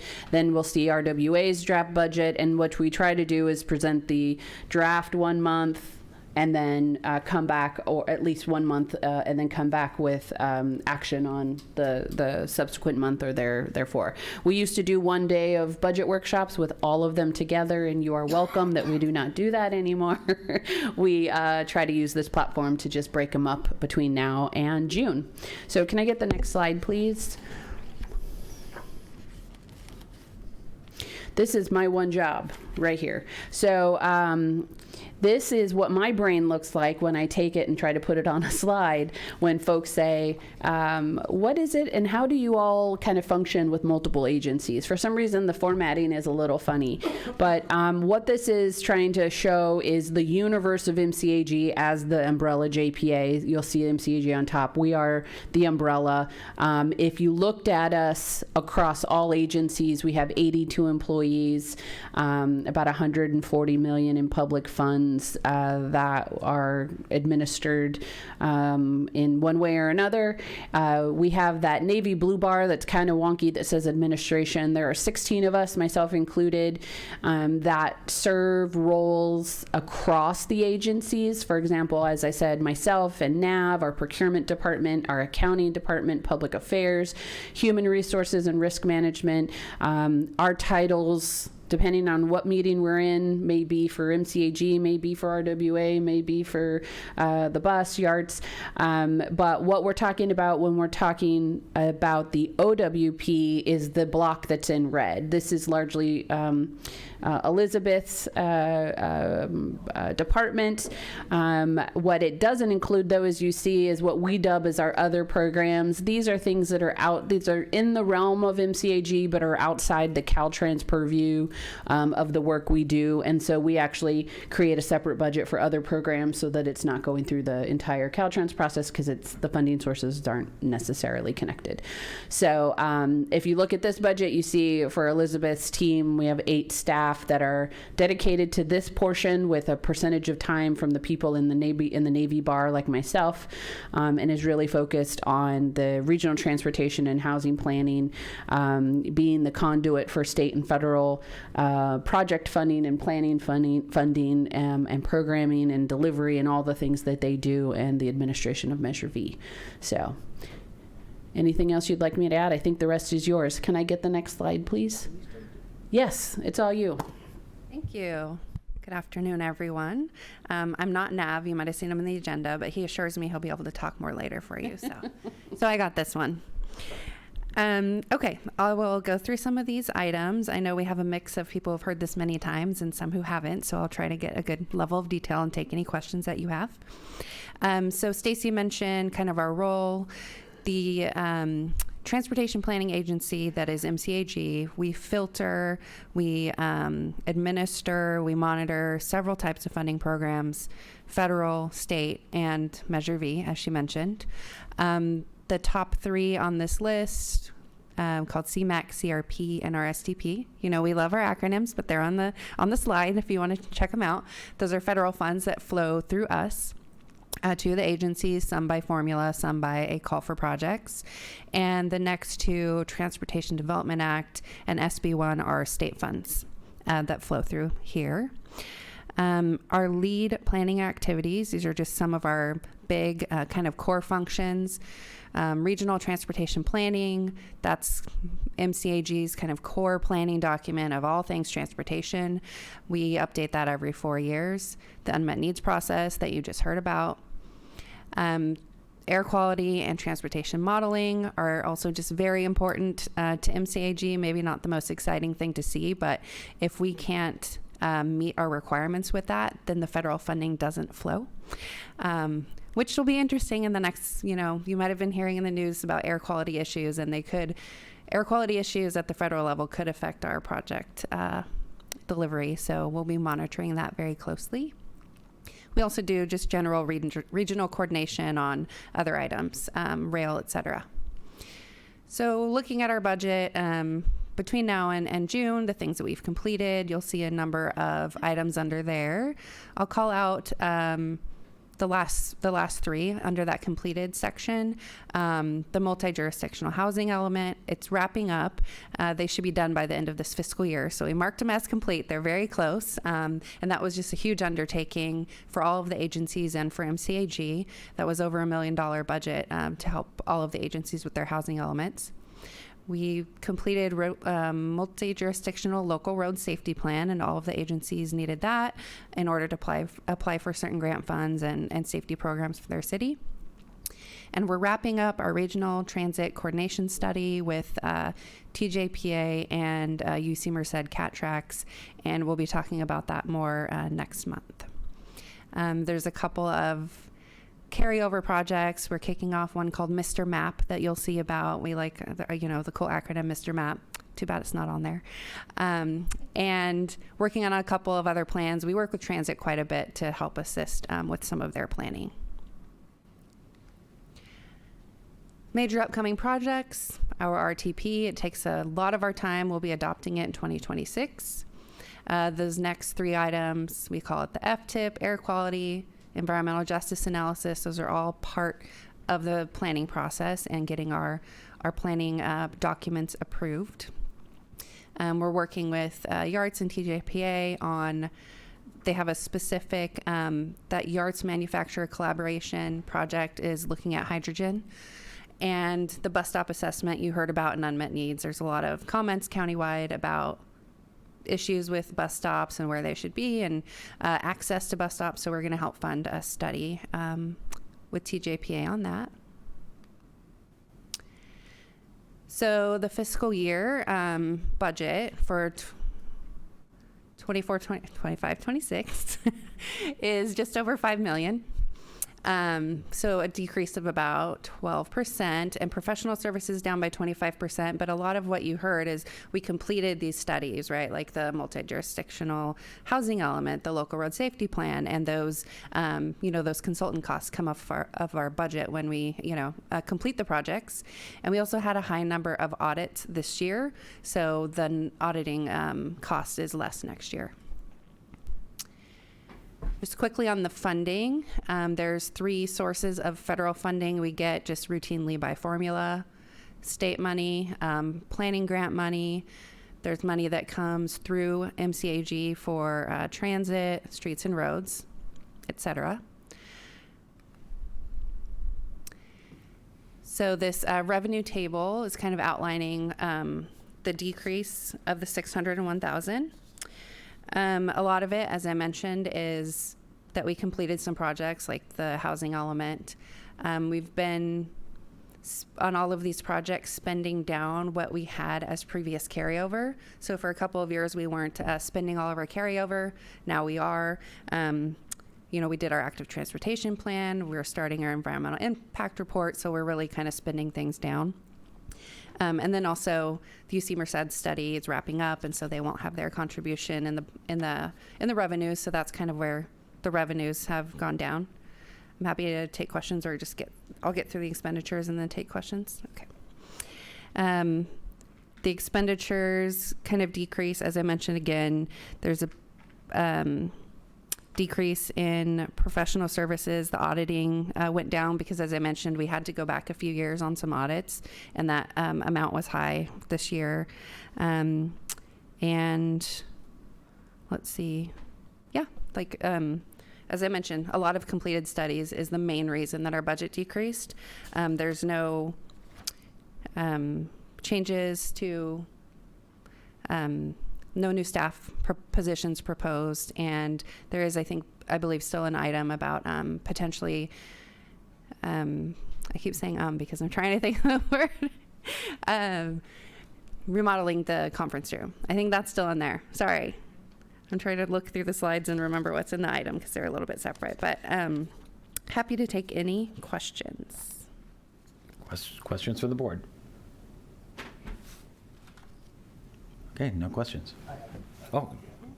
I just had a question on talking about the boardroom. Your mic, Pat. Oh, Director Nagy.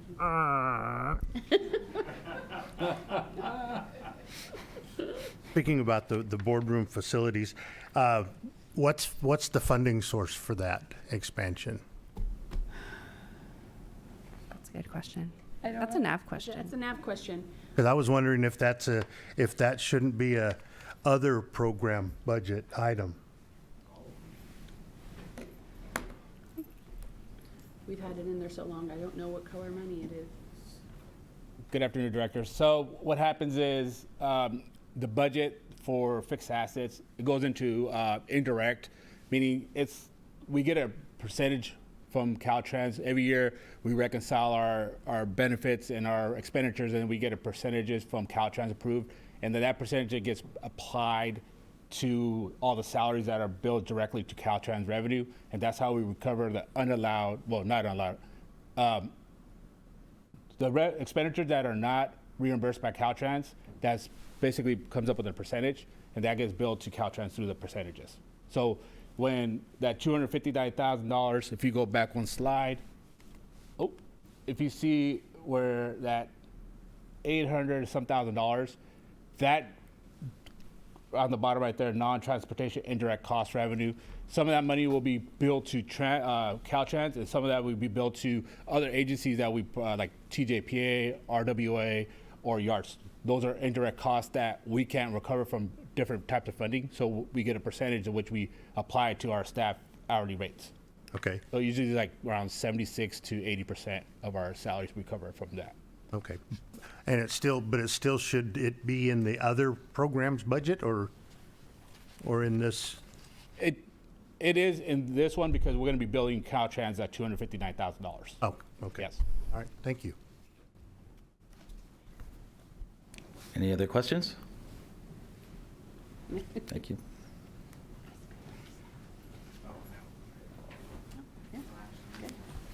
Okay, thank you very much. And now we'll go over to the overview of the San Joaquin Valley Regional Policy Conference. Thank you, Mr. Chair. This item has a detailed staff report on page 79. In fact, I'll refer to page 80. I will just make a couple of quick comments. So hopefully, everyone who is planning to attend has registered because we are at capacity. We have sold out the conference at 250 people.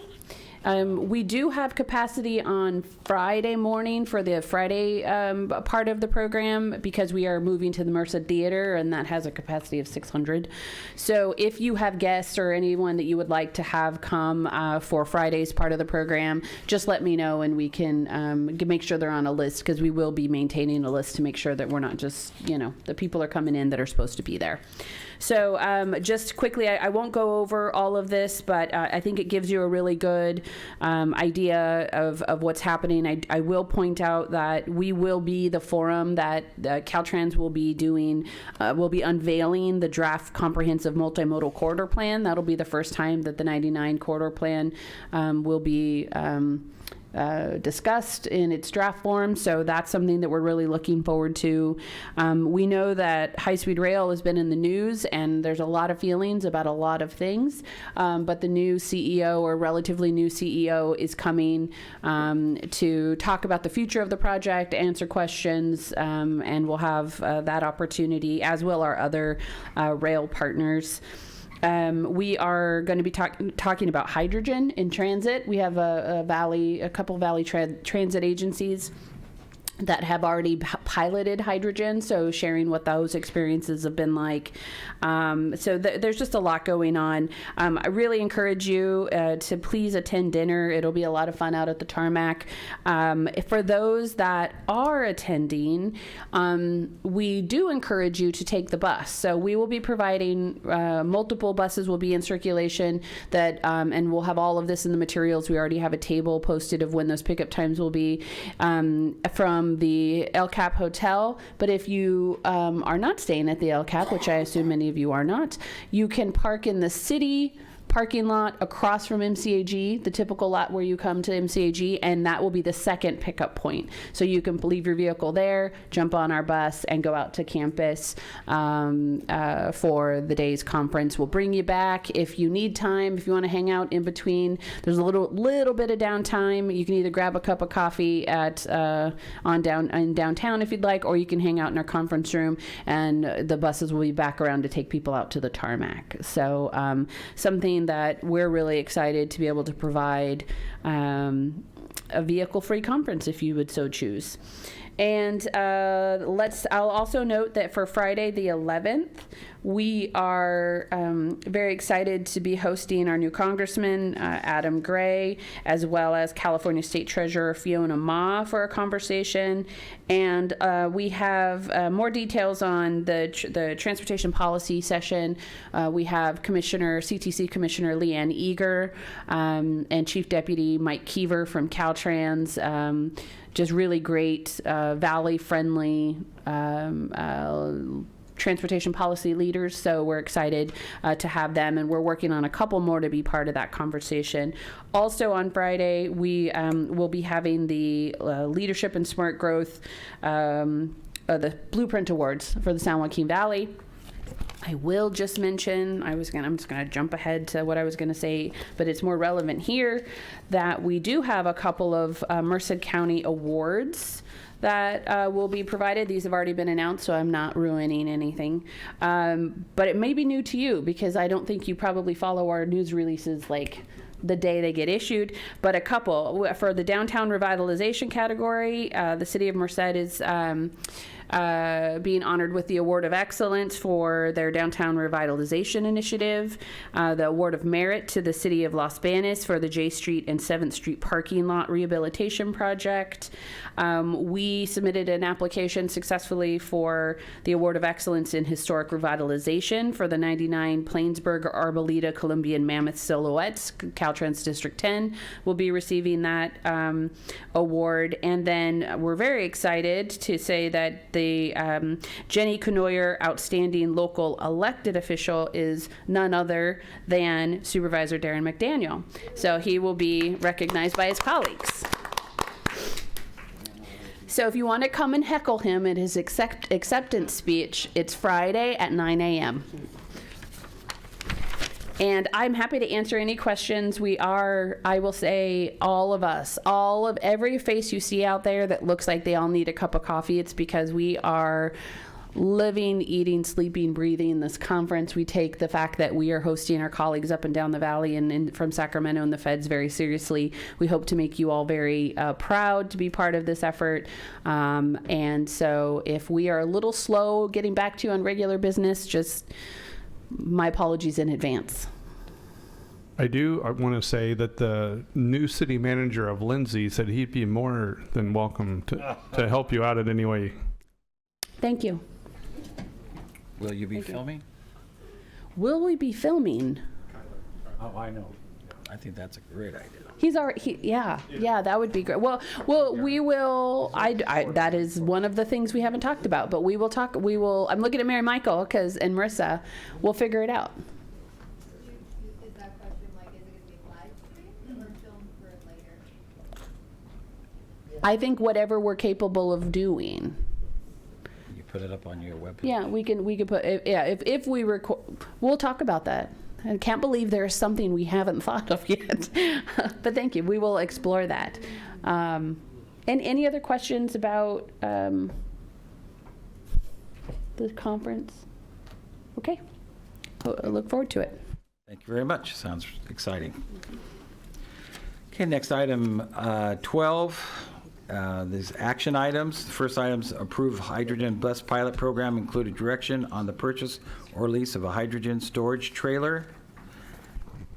And Nav, that's all you. Let's see. Mike's on. Go for it. Good afternoon, directors. Exciting news from Merced County. TJPA is proposing a one-year pilot program to test a hydrogen fuel cell bus in Merced County. One of our bus manufacturers approached us about a month ago to test a hydrogen bus in Merced County. As you know, with great news, there's always some challenges. However, one of the challenges, there's no hydrogen fueling station in Merced County or Stanislaus County or Madera County.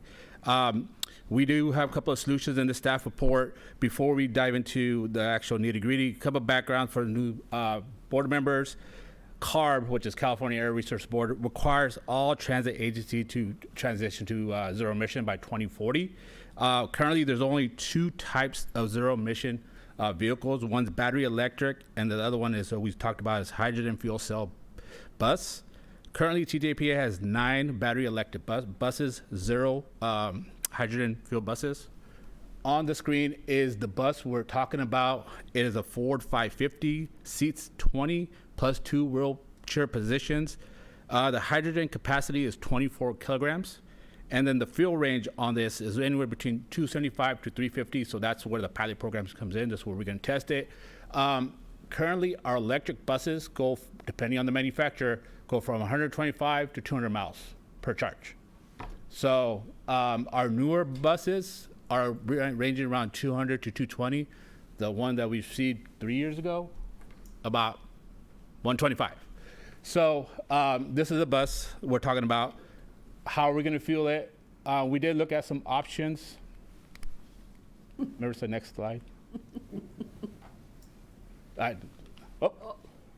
We did look at some slides. So there's a hydrogen storage trailer that can be hooked up to anybody's pickup. So Director Silvera, if you let us borrow your pickup, we can drive around town.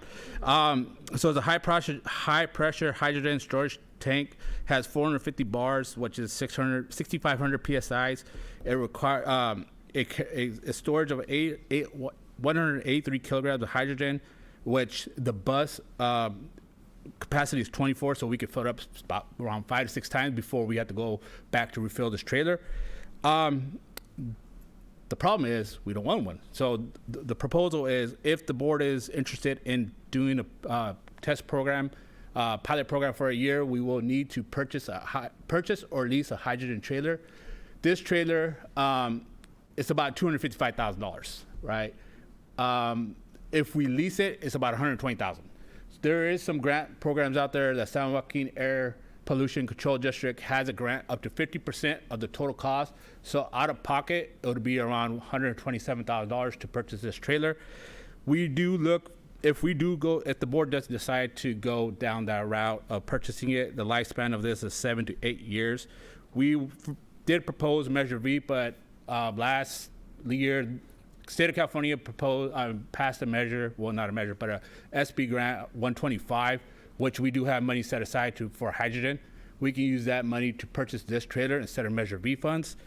The other thing that I spoke to a couple of directors about is, after that 1 year, all public agencies are required to go zero emission. I know the city of Merced is going to have to, garbage trucks, they might have to go hydrogen or electric.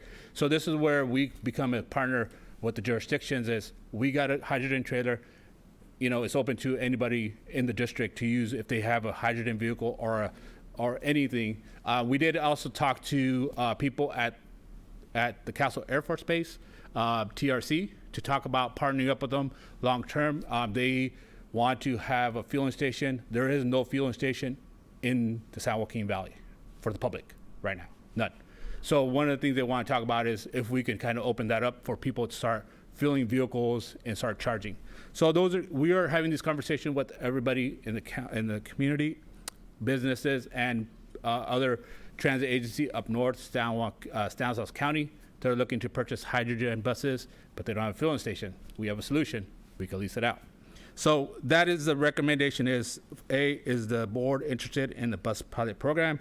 And then B, whether do you guys want to purchase or lease it? One thing I did forget to mention, there's some additional cost to the bus. Marissa, can you go back? As you can see, it's just a plain white bus. So we will have to wrap it. Also, there's fueling, right? Even if we purchase the trailer, we have to pay for the hydrogen. It's not cheap. It's anywhere from $12 to $19 a kilogram. The second thing is, these buses do not come with fare boxes. There's no room for fare boxes. So one of the things that we do recommend is expanding our Measure V program. Right now, currently, it's open to seniors, veterans, ADA. Within that same allotment, whoever rides this bus, the hydrogen bus, kind of rides at no additional cost. We also program some of the LC Top funds as a low carbon transportation operation program, another $3,000. So people who ride this bus, because we don't have a mechanism to collect the fares, to ride the bus at no additional cost and offset those fares with these funding sources. So that's a lot for me. So does anybody have any questions? Yes, go ahead. Thank you, Nav. You said that hydrogen is pretty expensive. How much did you say it's per kilogram? $12 to $19. Okay. Now, what's the translation into, say, gasoline power or diesel powered? What is the return on it? On the bus? No. What I'm saying is a kilogram of hydrogen, what does it equate to as far as gasoline or diesel? Per mile. Per mile. We haven't gone that far because, like I said, what do you think it would be? I think it'd be like, I think it's like $6-7 per mile. If you want to go that route, I think it's a little bit more expensive. Even an electric bus, if we break it down per mile, it's way more. It's like $12 a mile. So it's expensive. It's not cheap, but it's the state of California that are putting these measures, and we as a transit agency have to comply by these measures. So this is a great way of kind of dabbling into hydrogen. We do have a SB 125 money set aside to convert our facility into a hydrogen facility, along with purchasing some hydrogen buses. As you know, so one of the things is these buses take anywhere from 15 to 45 minutes to fuel, where an electric bus takes 4 to 6 hours. So there's, If I just want to add a couple of things too. So we know through our innovative clean transit plan, well, one, we know that the state's requiring us to go zero emission, and we've made progress with the acquisition of our electric buses. We also know through that experience that the electric buses will not serve our needs writ large, which was confirmed through our innovative clean transit plan that said you're going to need a mix of hydrogen and electric.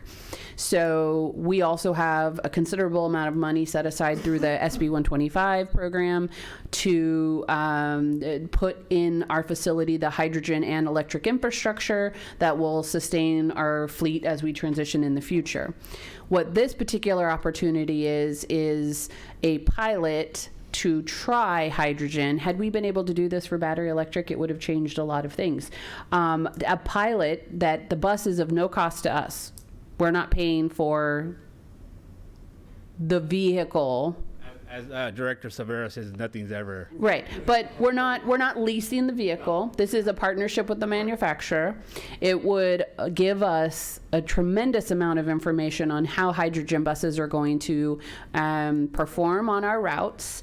We will have to pay for the hydrogen. We will have to pay for the trailer, which my recommendation is that we buy, because once you take into account the air district subsidy potentially, it's essentially the same as if we lease it. And it could be that this bus works so well and we want to buy it at the end of the program. And there's also such a demand on the hydrogen that if we decided not to and we owned a trailer, the market to resell it or to lease it out would be very high. But this gives us a pretty low risk opportunity to see how it performs on our routes. The reason is now stated that we would be coming back to ask for a modification to subsidize fares is because we won't own the bus and it doesn't have the opportunity because of the way it is to have the fare box. But it's also an opportunity to spend $2,000 or $3,000, $4,000, I don't know, to wrap it as it's a hydrogen bus sponsored by Measure V, and anyone who's lucky enough for this bus to pull up at the stop that they're waiting for doesn't have to pay a fare. And we have the ability to do that with the funding that is existing, so as long as the board supports it. So it's just really a great opportunity to say, let's see how it goes, and it's low risk. So we had some feedback from Director Pereira where he goes, you can try to run it on Yarts 140. Currently, there is no manufacturer for an over-the-road coach bus for hydrogen. So this is another way where we can kind of dabble and see how a hydrogen bus operates in different type of terrains, right? So there's some benefits for not just the bus, but also Yarts as well. Where do you have to go to fill your trailer?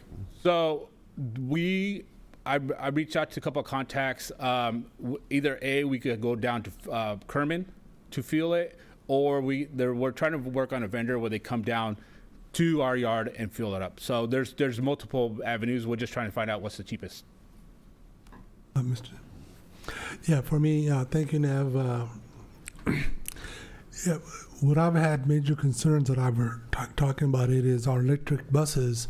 Like you said, there is range issues. This may be something worth trying because obviously electric buses are not going to fill our needs in the county. So I think, to me, it is worth a try. If the bus can be brought in at no charge, I think we should at least try that route. Yeah, and I think it's a great opportunity. It's to test a different type of fuel cell bus, right? I'm a firm believer in hydrogen. Electric buses, there's a lot of components. We just had one of our buses that we had for 3 years. The batteries already went out. Yeah. Now, just saying. You said there is no hydrogen filling stations in the valley. Where is the nearest place? Kerman? Yeah, they're actually a producer. They're okay. B2. Yeah. Yeah, they're a producer, but not necessarily. They don't have a station. So we can either go there or have these bigger manufacturers like Lindy and all of them to come to our facility and fill it up like a regular fueling truck. Okay. Thank you, Mr. Chair. Thank you. Any public? The public have. Thank you. Yeah. I'm really kind of wondering, are we just going to try this out? Because they've been using hydrogen buses in Europe for years. A number of years, I shouldn't say years. We should get the data for that. Are we just getting it because it's a good deal? And it is a good deal to get this free bus. And but we can obtain data from Europe. They're actually doing hydrogen buses for the upcoming Olympics. No, you are correct. There's more hydrogen buses in Europe than in America. And the technology that's going to be utilized for this is going to be coming from one of the manufacturers from Europe. Okay, thanks. Thank you. I had the same question. How are we getting the fuel to us? There's a purchase option at the end of the year? Yes. Yeah.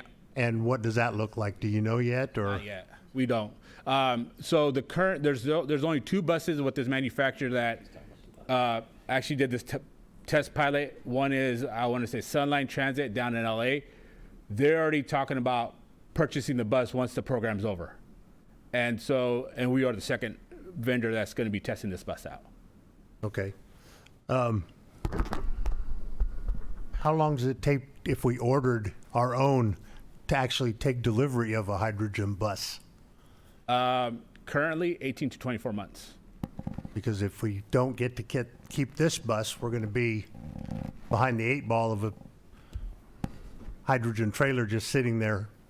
Possession. And what are the protocols for safety with these trailers? Is there a setback? Is there? We are going to be meeting with the city of Merced, talking with the fire department, also with the permits. Like, what is technically these are very safe trailers, right? There's components in there where if it does, is this a malfunction, it'll just shut down, right?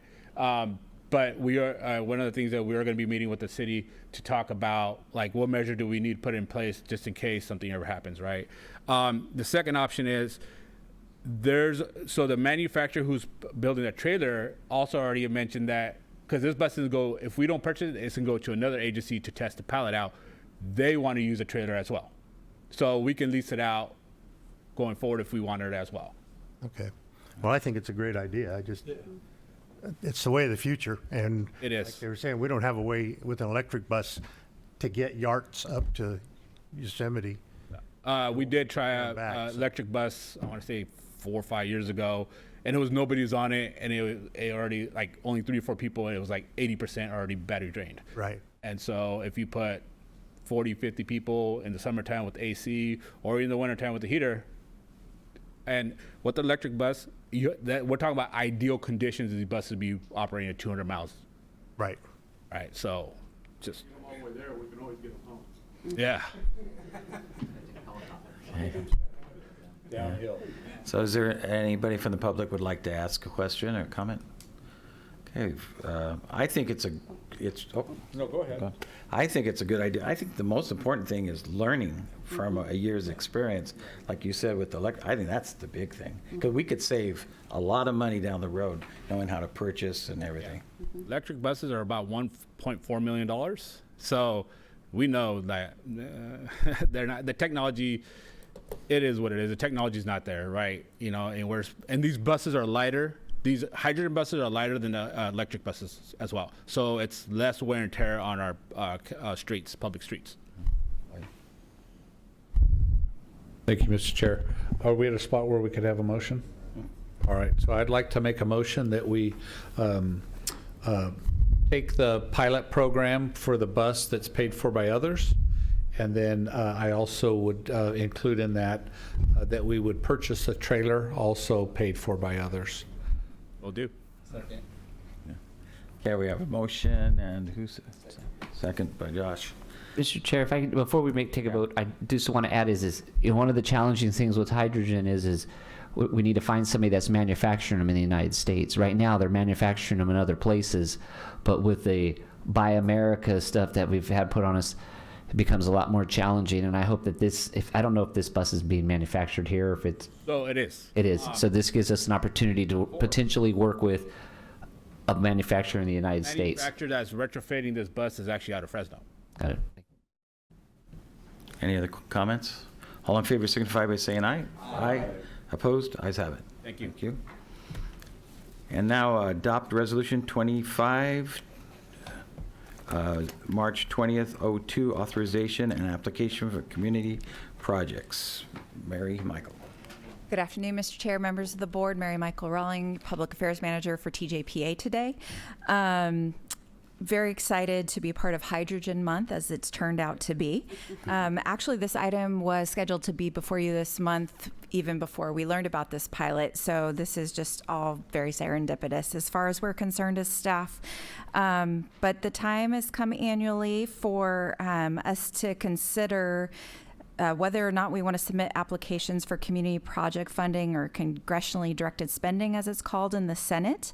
This is something we've never done since earmarks have been back from the TJPA side, although Directors McDaniel and Severa know by being on the YARTS board that we have done this on the YARTS side now for a couple of years, and were successful a few years ago in receiving an earmark for a few $1 million for a few new buses for YARTS, which was incredible.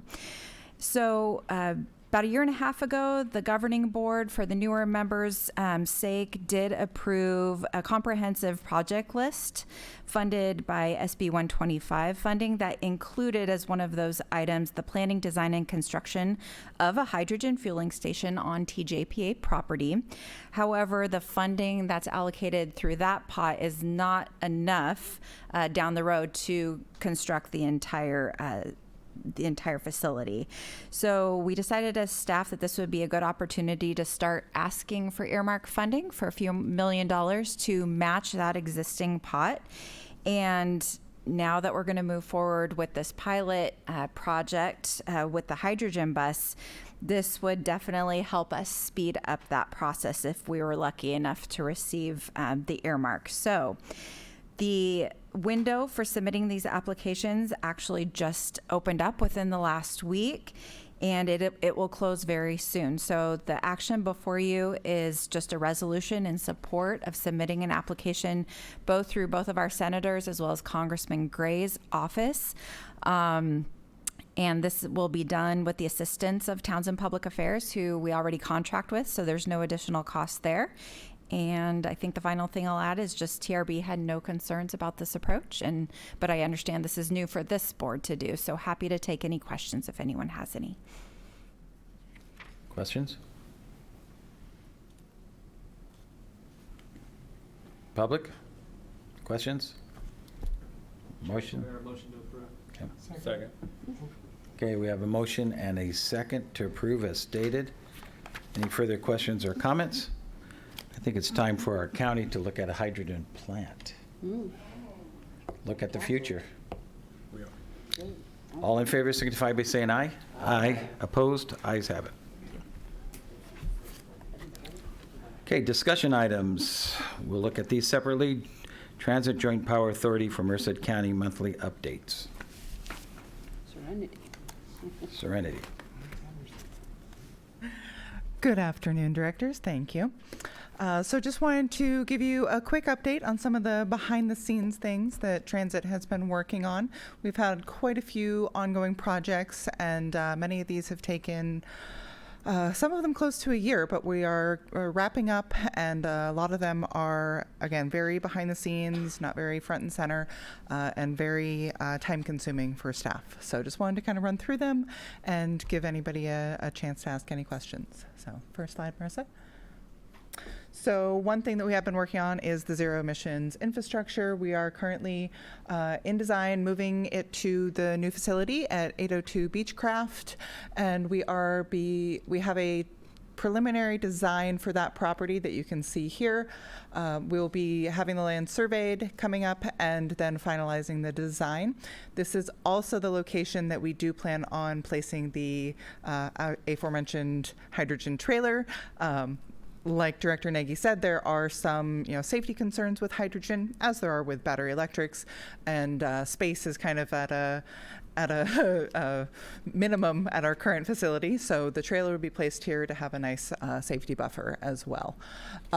We are also in environmental for our going out to RFP. We actually just canceled RFP to tweak the scope just a little bit for that, and again, the zero emissions infrastructure piece of that. So we will be bringing that to the board as soon as it is finalized. Next slide. We are in phase 2 of our fare box upgrade. The first phase was replacing all of the fare boxes, the mechanical equipment. The previous fare boxes were from about 2007 or so about 18, 20 years old. So we replaced all the fare boxes. Now we are in the activation of the tap to pay function. So soon you will be able to board the bus and use either your credit card or your smartphone and just tap it and go. Nice and quick. It'll speed things up moving in. So again, look forward to seeing all of you on the bus and utilizing that function. With that, we are also in the midst of developing an app for payment. It'll have a virtual bus pass. You can pay for your bus pass, single trips, passes, all those things. So we're excited about that. We're also doing a reporting migration, which is why you have the December ridership in this, and we are in March. Things are a little bit slow in doing that migration and getting all the data together, but once we do, we will have real-time passenger sales, cash data info, and all of that. We'll be able to pull up a report. Don't have to wait for the bus to get back to the yard and download and us to pull the reports. It'll nice, quick, fancy. So we are looking forward to that, and it will save staff quite a bit of time once we get there. So another piece that we recently did a partial upgrade on our Cat 8 Veil systems, and GMV Synchromatics, our contractor, is doing a complementary upgrade to their hub system. So currently, if you look in our buses, we have about 3 pieces to the Synchromatics hardware, and it will all be going to this one streamlined device that'll loop everything in. It'll be a better connection from the fare box to the Cat AVL system, which is computer aid dispatch / vehicle locations. And it'll integrate the fare boxes, passenger counting, the infotainment screens on the buses, all that stuff. It will have no impact on the passengers and the tracking or anything like that. It will be a better system for dispatch, and again, for all of those pieces talking to each other. So good for the electric buses. Power. Exactly. Yes, exactly. So with this, we are with us moving to the hub, we also get to upgrade our tracking. So again, it'll have no impact except a positive one on our riders. Staff is currently going through and reviewing all our routes and patterns for accuracy of stops and locations. We do understand with the stop assessment, we'll have to add all of those new ones in when we get there. But this will allow the operators to log in by trip versus route. So this is every time the bus goes around, one trip around that route, they'll be logging in. It's much more specific, and it'll be a much more accurate tracking on-time performance for our passengers. So again, if you're a transit nerd, it's exciting. Next slide. Another very exciting thing for us has been during the winter, it's a little bit slower on outreach. We don't have the fairs and such that are coming up, but we have been working on a travel training ambassador program. So this is a voluntary program that has community members that we will staff will train and work with to really learn our system well, and then they will take groups, do kind of a classroom setting with those, go through trip planning, how the fare system works, safety and all those types of things, and then they'll actually go out and do practice trips.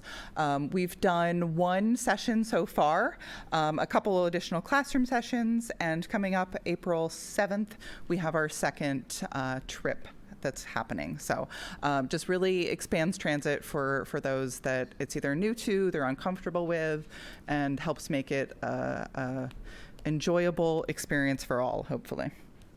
So, as you all know, we recently migrated our paratransit softwares from just Ecolane, who we'd been with for many years, to Via Mobility. Again, it's only been 1 month since we did this, and we've already seen a 50% decrease in average trip time for our passengers and a 75% decrease in onboard violations, which is any trip over an hour. Merced County is large, even just the east side, so it does happen from time to time, but the decrease really does speak to the algorithm of the new provider, and we will hope to continue to see efficiencies. And all of these are with no performance hindrances, so it is going well. The other, again, exciting thing for us has been the TSA approached us a few months back regarding a security enhancement feature that they're offering. Again, this is of no cost to TJPA. We've gone through phase 1 with TJPA, or with TSA. This is going through, they come out to the yard, we went through kind of some safety and security concerns, and then they came out, 3, 4 o'clock in the morning, placed suspicious bags on the buses, and it's just, we tried to make sure that our operators knew it was not a gotcha moment, it was an awareness exercise. We did 2 security assessments, and we saw a 50% increase in our find rate of these bags, so that is very good to see. Next phase, the TSA is going to be going through some specific training with our operators in small groups, and again, looking to raise awareness on security concerns, and then we'll be doing a follow-up assessment. So very exciting things, depending on who you are. I think that about wraps it up. If anybody has any questions, I am happy to answer. Questions? Yeah, just a quick one. It's probably a silly question, but when you mentioned the fare boxes, you said either tap your card or from your phone. What if you don't have either one? Then you can still pay cash. You can still pay cash. Okay, thank you. Absolutely. We are not phasing out cash by any means. Phase 3, if we decide to continue, is going to be smart cards for riders that they can load via cash or the app or all those things. But no, we are not moving away from cash, so that's still an option. Okay. Any other questions? Okay, this is discussion only, so thank you very much. Okay, action items before us. Item 14, approve adjustment of service fees for processing organic material. More. Good afternoon, Mr. Chair, members of the board. Okay, so quick recap here. In April of 2023, this board authorized the execution of a contract with California Wood Recycling, DBA Agromin, to operate our organic waste facility out at the Highway 59 landfill. As part of that contract, we'll talk about in another minute, Agromin has the right to request a CPI increase each year. Last year, we were running a little behind with the startup of the contract. Due to the timing with the budget, we delayed that item until August. But what we said then is in the future, we would be bringing it to this board early spring. Well, guess what? Today's the first day of spring. So I made it. Good time. So last year, the increase was 2.6% based on the 2023 December CPI. It's kind of this one's not as complicated as the one you saw in the information package for carts, because that takes into account fuel cost and some other factors. This one is strictly a look at the CPI for this area. There's multiple CPI rates for different things. So we look at that, and then we add it to the existing rates. So you can see at the bottom right-hand corner there, the 12-month rate for 2024 in December was 2.4%, so a couple of percentage points below last year's increase. With that 2.4% increase to our existing rates of $55.29 for yard trimmings would increase that rate to $56.62. The commingled residential organics, which is the green waste and the food waste, is currently at $68 per ton. That would increase to $69.64. Along with that, we do have a minimum rate for each of those items for loads that come in less than a ton. So the minimum charge for green waste would be $28, and the minimum charge for commingled would be $35 per ton. And with that, I will take any questions. Questions? Seems pretty straightforward. Sorry. Oh, okay. James, can you refresh my memory?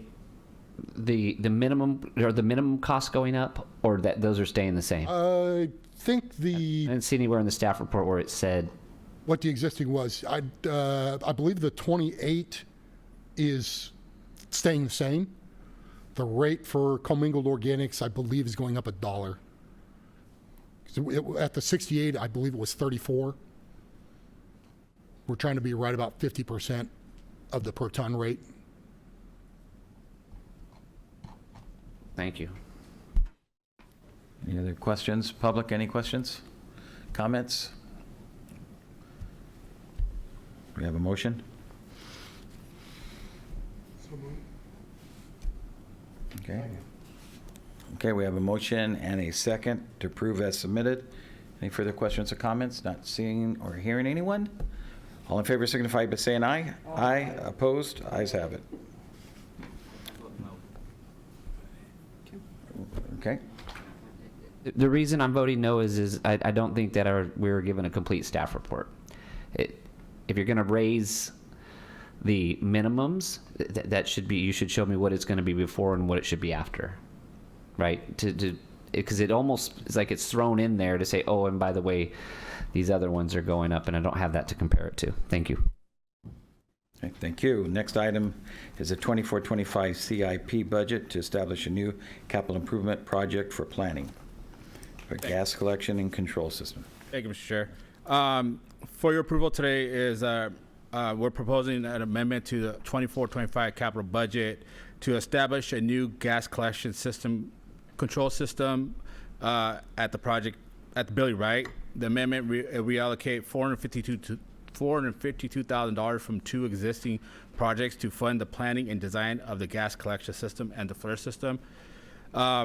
So just as a background, back in November of 2024, the methane emissions exceeded 200 ppms, which Cal Recycle, is that right?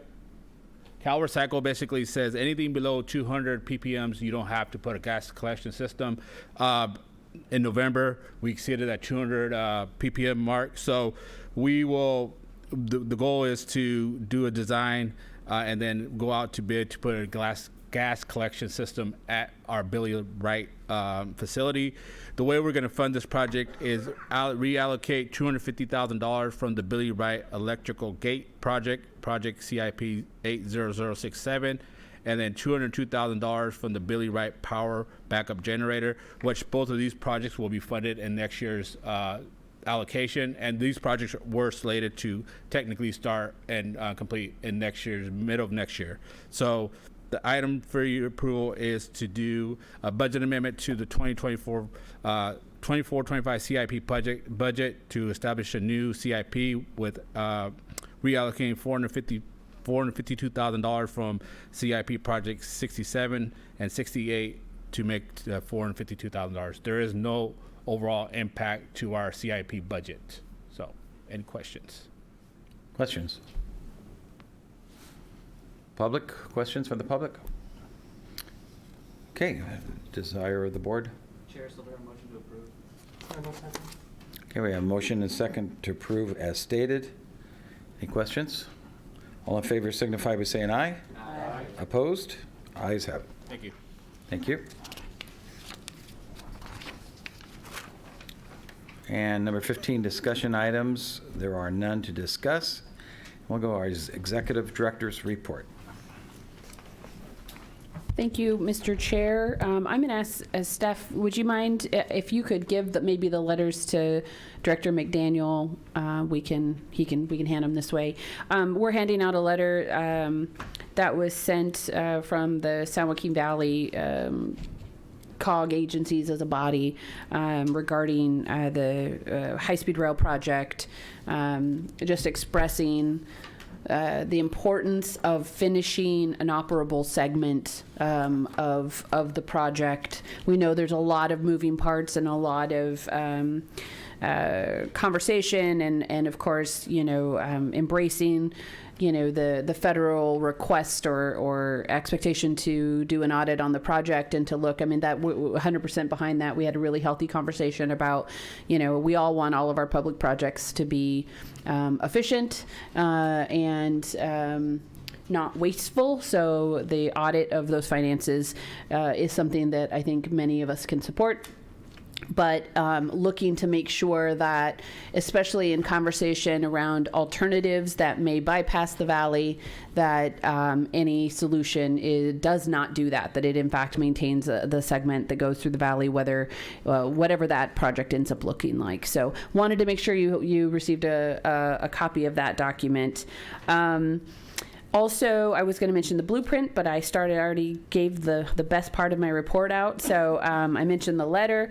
I do want to mention that Highway 140, if you have not heard, is closed on a long-term closure in Briceburg, so in Mariposa County, due to a rock slide that looks pretty bad if you haven't seen those pictures. So just a note that if you plan on going up the hill, the highway's closed, you have to cut over in Mariposa over to Oakhurst. It does impact our Yards operation, so if I know all of you are just excellent champions saying, hey, take Yards to Yosemite, so you can't do that right now.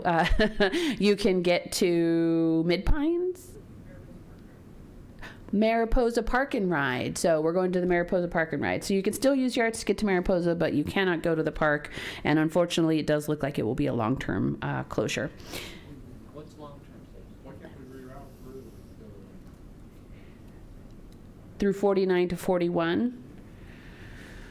I think Trinity's going to tell you. I know historically, while she's making her way,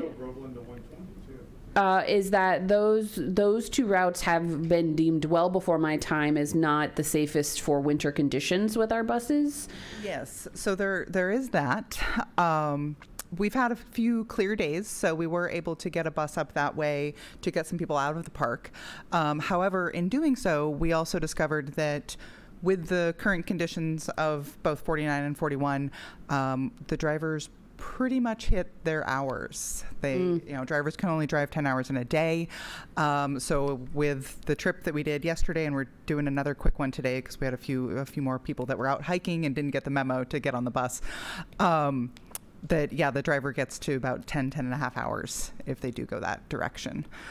So we are in constant communication with Caltrans and trying to long-term is relative.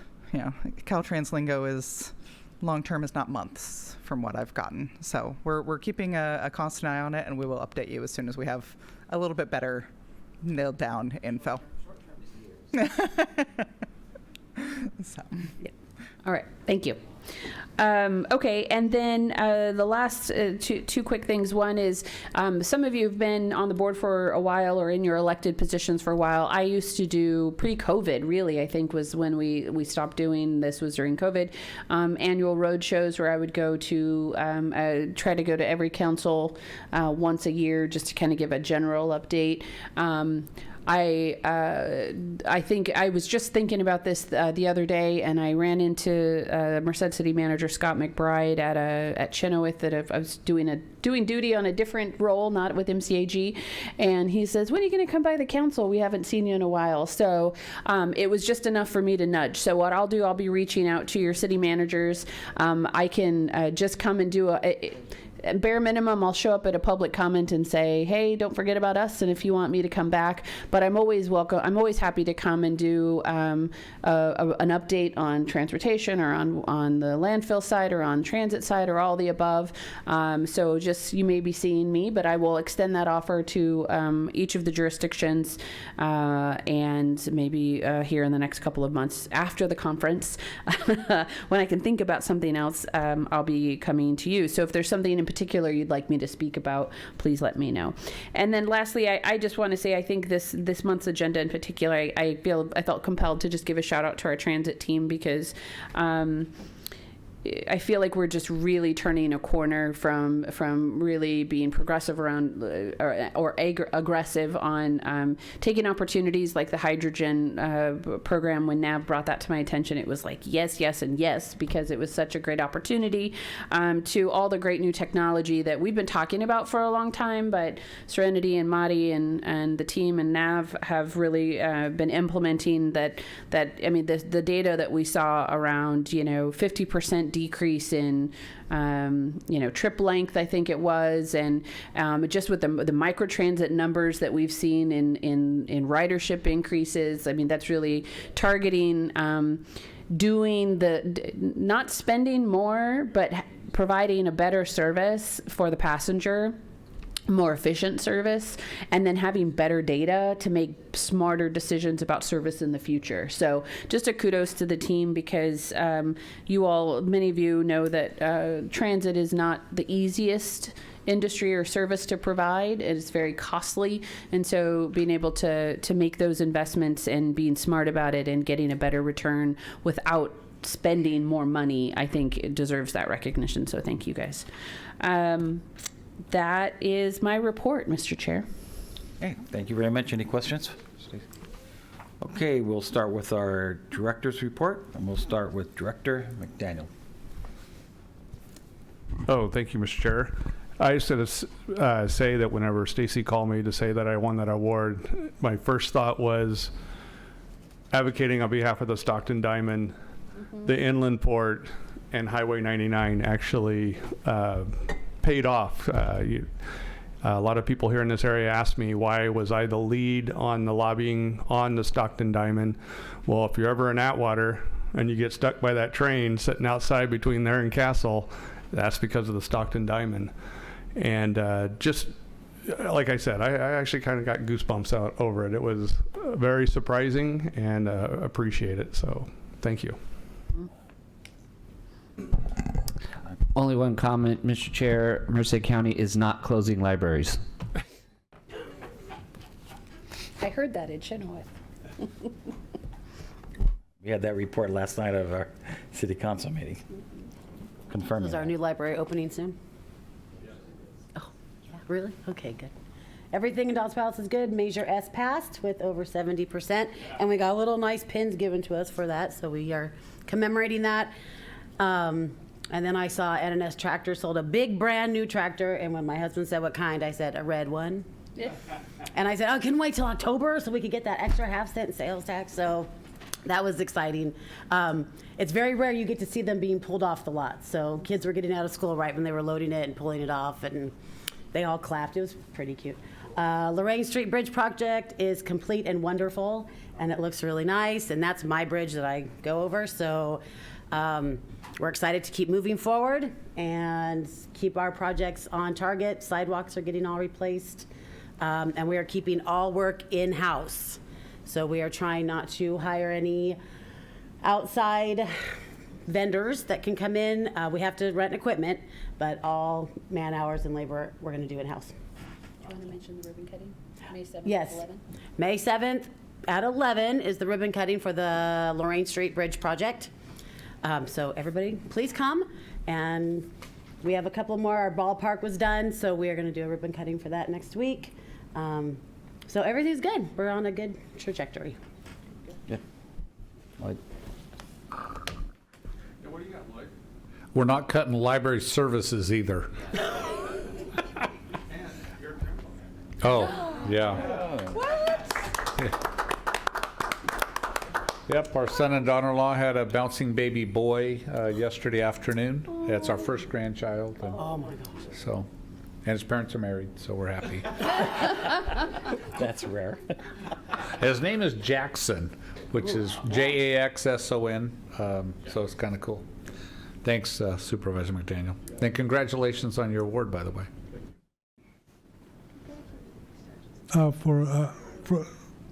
For Livingston, just want you to know that through whatever the issues we had, Jose Ramirez is back to us, our city manager. We have resolved our legal matters, and we're moving forward. And as far as the county libraries, I heard you guys were going to privatize them. He's gonna just board them up, and that's it. No, I know that. I'm just kidding. Okay, I saw that everywhere, you know. Thank you. Well, I'd like to say I have missed being here at these meetings, and they're so exciting. And I'm sure next meeting I won't be here again. So, but it's been a lot of fun. So, thank you. Thank you. See you. Okay. Nothing from you? Oh, wow. Well, everything's good in Gustine. We are just waiting on PG&E to kind of flip the switch so that our roundabout will be lit and be completely done, and then we'll be doing a ribbon cutting. And our sidewalks are getting finished up, so thank you to Caltrans. I want to congratulate my esteemed Director McDaniel for his award. That's great, well deserved. And I want to also congratulate Grandpa down there. You know, I just saw a picture. you've looked like one for a long time. Now you are one. Ouch. And that's all I have. And this the first time as Grandpa? First time. Wow. Okay. Congrats.